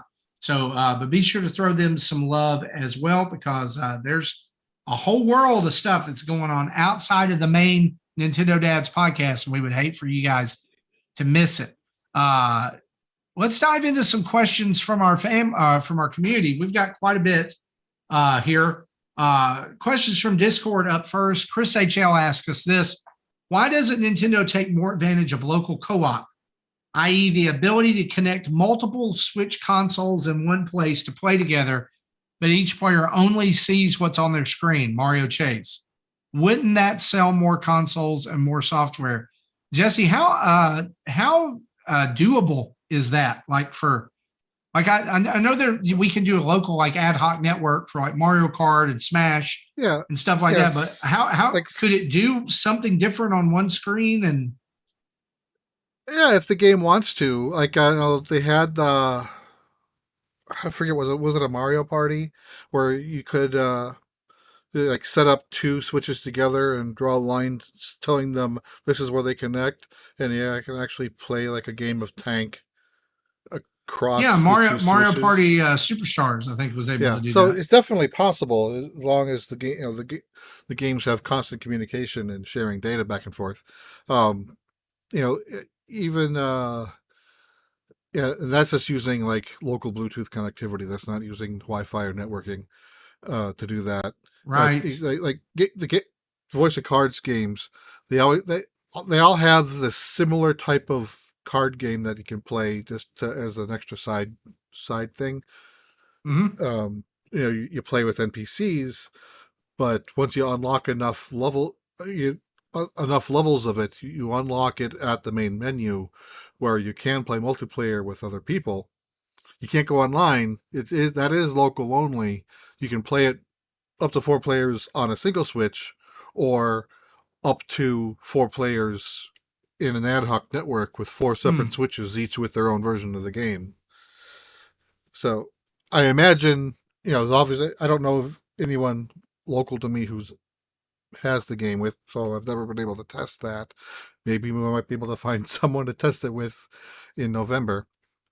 But I imagine the displays will still be just a shared display. We all see the same thing at the same time, because that type of game isn't very complicated. But yeah, it can be done. Like say like a chess game. I see it from my point of view. You see it from your point of view. It's the same board from different perspectives. So really, we have 2 different screens. Something like that is very possible. Doable, at least. Yeah, if you can do it over TCP/IP networking, you can do it over Bluetooth, local and ad hoc. I'm gonna be honest with you. I would really like to see Nintendo bring back Nintendo Land for that. Right, but and people may not agree with me on that, but that's okay. Yeah, there was some games in Nintendo Land I really liked. Some games were zilches, but that's what you get on a collection like that. But I think the main reason why Nintendo is focusing more on the online as opposed to the local is because they're trying to push NSL subscriptions. Yeah. Mecha Dragon actually me. It was Super Mario Party where that tank game was. So it was the very first Mario Party that dropped on the Switch. Another question from Discord, Zablanc. So it appears Dan Allen, a successful YouTuber and interviewer of industry type, successful, leaked NDA protected info by getting game info and codes and then using an anonymous Twitter account to leak. Except he forgot to switch the account and he got caught. Wow. So my question for the dads is, what possesses someone to risk their industry success for an uncredited Twitter account that gets you nothing? My answer is the clicks, man. The clicks. Yeah, well, got to get the clicks. Well, I think what would help his YouTube show is he could talk about it using this random Twitter account as a source. So it's not coming from me; it's coming from this other guy. Even though, sure, yeah. But yeah, ultimately, and it's part of it is just internal. I know I did this. This is me. And even though no one else, if he would have done it right, no one else would have known it was him, but he would have known, and that's enough for some people. Right. It's all about the views, right? It's all about the insider knowledge, man. Everybody wants the insider knowledge nowadays, even if it does cost them something. And really, like, we talked about how much that's meaning less and less nowadays. Well, I mean, like, everybody's even a broken clock's right 2 times a day, right? Sometimes. But it seems like less and less that they are right, period. I mean, even who was it? Jeff Grubb, who we've had on our show before. He talked about the Zelda heavy whatever, and that didn't happen. Right. And the Metroid Prime remake. Oh yeah. So I hate it. I hate it for them. But dude, if you're gonna risk it for the biscuit, you better be sure that you're closing your accounts out when you're after it. I mean, it's stupid anyway. It's stupid and slimy. But anyway, and that's easy to do. I've posted multiple times under my own account when I meant to post it on the Nintendo Dads, or vice versa. And easy to do. It's so easy that maybe it's not worth it. I'm just saying. Right. I've never posted anything that's NDA-able. This is normally posting a joke. Right. Hoots says this: Splatoon multiplayer activities ranked in order of funness. 1, Anarchy/rank battles. 2, Salmon Run. 3.1, Tricolor Turf War. It's still new. 3.2, Turf War. And then he says, change my mind. Well, Jesse's not going to do that. But I can't change your mind. You're right. Even though I'm not going to play Anarchy rank battles, I would add a 4th one to that and call it, let's move it all the way down to 1, 2, 3.1, 3.2, 100, below 100, underneath the floor in a garbage dump. Wow. Turf card battles. Stupid. Waste of time. Awful. Are those the things that Tim said he liked? Yep. Okay. Tim can have them. Blech. They're awful. I imagine I probably would have liked that part of it too if I. You probably would. It's awful. I probably would want the game. No sense. It makes no sense. I played the tutorial multiple times. It still doesn't make any sense. Anyway. Someone will make a set and have them sold on Etsy or something. Oh, I'm sure. Skinny Matt. I have never played a Picross game. What's a good one to start with, Jesse? Zablanc's answer is, let's go Zablanc says you want to start with 1 first so you can understand the story of the later game. Yeah. No, there is no story. Yeah, there is. Well, it's the pixels, man. It's pixels. The pixels, the PICZLE, those games oddly enough have a story. Yeah, I know. But the Jupiter series of games do not. And so really you can pick up any game. They all give you a tutorial. They all have the same type of hint systems if you want to enable them. So you really can't go wrong starting anywhere. The later games usually will give you bonus puzzles for having previous ones. So like Picross 8 will give you extra puzzles if you've had, I think, 4, 5, and 6. It's like each one will give you one giant puzzle. That'll probably take me an hour to beat, or hour to an hour and a half to beat each. Okay. So there is benefit to having more than one game, but yeah, so you can start anywhere. Here's your follow-up Picross question, Jesse. This is like a bonus week for you. You got Picross S8 news, 2 questions about Picross. Ebucel says, is Mario's Picross better or worse than my Nintendo Picross, The Legend of Zelda, Twilight Princess? And then he asks, which is version 1 for story reasons? Yeah, again, no story here. But see, when you say Mario's Picross, are you talking about this? What was on the Super Nintendo, or what was on the Game Boy? I think he may be talking about the Game Boy, because he references 3DS there too. Okay, because well, again, either place is a good place to start. No real story here. I remember Mario Picross. I think it's Jupiter's, if it's not their first Picross game, it is one of the early ones, and they do have some UI problems, such like if you mark if you say this square is not a square, so you put an X in it, but then you go in and try to draw like a series of squares next to it. If it will let you try to draw a square over the X, which will then mark you as a miss because that's not a square. So, it's early Picross. It's rudimentary. Yeah, where future Picross games will don't overwrite an X with a square. If you really want to change your mind, you have to undo the X first. Right. Jupiter, okay. Mecha Goes Jupiter made Mario Picross? Yes, they did. If any Picross game that's been made has been made by Jupiter, am I right? Well, not all of them, but Jupiter made most of them. Jupiter invented Picross. They made it up. It's like they're the only ones who can do it. Yeah. They wanted to call it Jupiter Cross, and that didn't work. And and we also have it on Super Nintendo from NSO. That's right, where you can do Mario or Wario puzzles.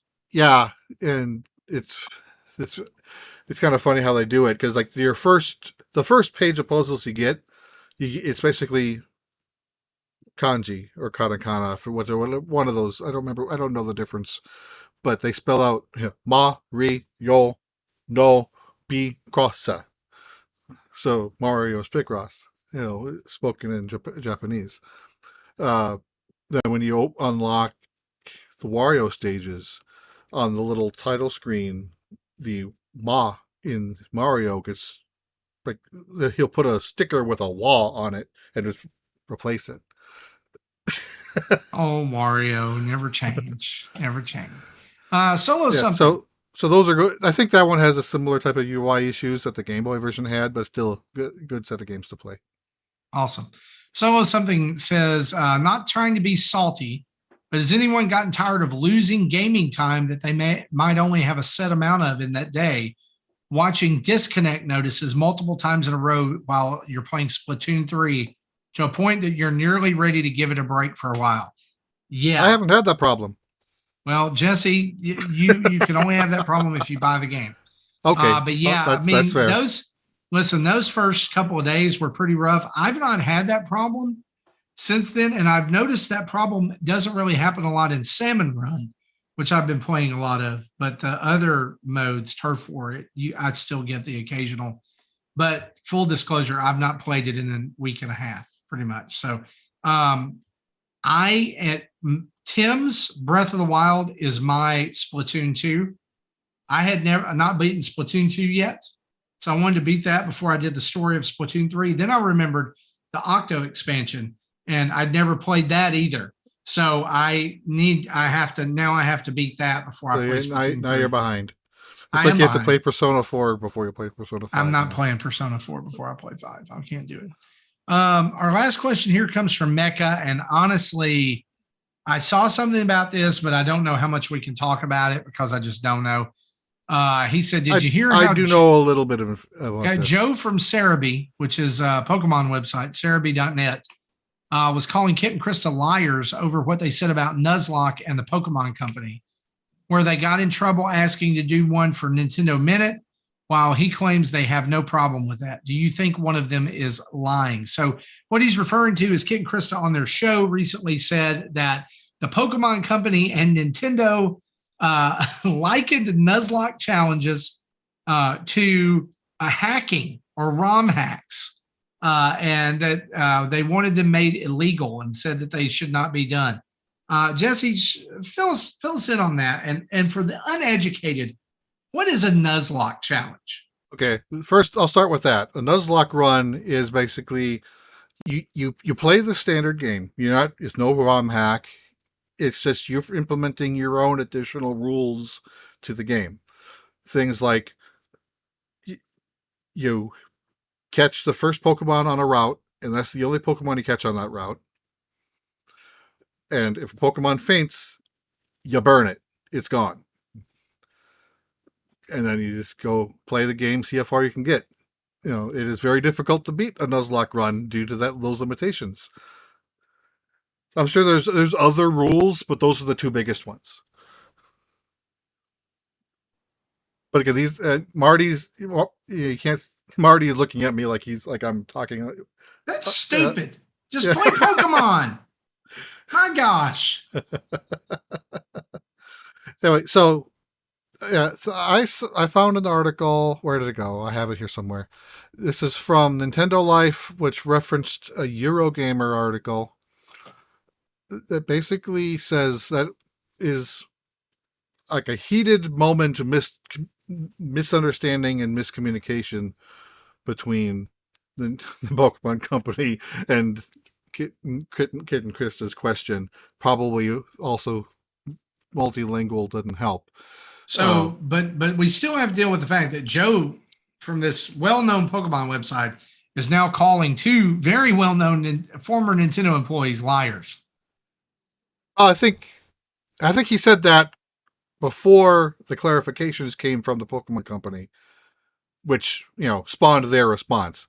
So, see, the article says the Pokemon Company International does not have any issues with fans or creators playing the video games with Nuzlocke rules. As mentioned in the original article, the Pokemon Company statement perhaps indicates it has more of an issue promoting the Nuzlocke challenge in an official capacity rather than taking umbrage with the Nuzlocke challenge as a concept. So they just basically didn't want Nintendo proper endorsing it. But, Kit and Krista, as now independent creators, they can do what they want. That's right. I still play Pokemon. Don't make up mythic rules for Pokemon. I have a hard time playing the games native by themselves, much less with the Nuzlocke rule. I think my son has tried Nuzlocke, and my son has tried Nuzlocke, and he does not get far. I'm 3 hours in the game now. I got to start over because I don't have any more Pokemon. I'm like, it's a waste of time. Stop it. Just be normal. Well, for some people, that's fun, and if that's fun for you, it is. You're right. If it's fun for you, I'm sorry. If it's fun for you, go have a blast doing your Nuzlocke challenge. But I agree with Marty. It doesn't make any sense. Yeah. I mean, the whole catchphrase of the game series is "gotta catch them all," not "you gotta catch one on each route." Oh my gosh! And so you don't want that first Pokemon to be a Rattata, because then you're kind of right. Anyway, guys, guess what? That's a show. Booyah, Tim. We can do a short show. Just means you can't be here, and Justin can't be here for the last half. So, still short show is still 2 hours long. Yeah. Episode 393. Thanks for joining us, guys, for this episode. Thanks for hanging with us. As we close out the show, we want to say a huge thanks to our Patreon producers, Dave Ernsberger, Solo Something, Alexander Ocampo, RJ Kern, and Chad Benoist. Thank you guys for being there at the $30 level. And thanks to each and every one of our other patrons, the $10, the $5, the $1 level. You guys are awesome, and we love you so much. Thanks for supporting the show and making lots of things here at Nintendo Dads HQ possible. We also want to say thanks to our followers and supporters over on YouTube, where we're approaching 6,400 subscribers. Twitch, approaching 1,400 followers. And thank you to our 20 Twitch subscribers who throw their Amazon Prime, Twitch Prime subscription our way and get access to Discord too. If you want access to Discord and all kinds of fun activities and insider talk and baseball and monthly mayhems and Dads After Dark going crazy, you can head over to patreon.com/Nintendo Dads, where you can sign up and be a part of that. Don't forget, head over to manscaped.com and gooder.com. That's GOODR.com. And get yourself a little something nice, real nice, with the code NINDADS. That's NINDADS. 20% off on your Manscaped order and some cash off on your Gooder order as well. And be sure to check out our merch store, nintendodads.org/merch, where for right now you can get new shirts, stickers, whatever you want, posters celebrating the upcoming 400th episode of Nintendo Dads, where we will be live together for that show and Extra Life. You can also find all of our YouTube videos, tweets, podcast episodes, links to our social media, and so much more over at nintendodads.org. Oro says, make that 21. Have some Bezos bucks. Yes. Thank you. Way to get in there, Oro. I love you. You're awesome. You can email us at nintendodads@gmail.com or call in and leave a voicemail at 929-25-NDADS. That's 929-256-3237. We want to say a big thanks to OC Remix for the music we use throughout the show. And remember, wherever you listen to Nintendo Dads, your podcast app of choice, Spotify, Overcast, Apple, wherever you are, be sure to leave us a 5. That's 5 stars. 1, 2, 3, 4, 5. 5-star review and some written words to push us on up the charts so people can find out more about how awesome this show is. I mean, pretty easy, right? Yep. 5-star review. Say some words. Boom. We're done. And we benefit. And you benefit because you're awesome. Anyway, guys, this has been episode 393. Thanks for hanging with us. For me, for Justin, for Jesse, for Tim, and for everybody else. Hope you have a great night and a great weekend. See you next time. Bye-bye.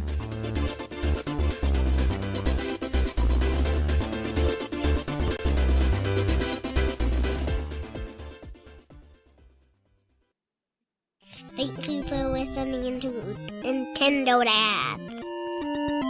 I don't know what animal this is or what Pokemon this is. Nintendo Dads.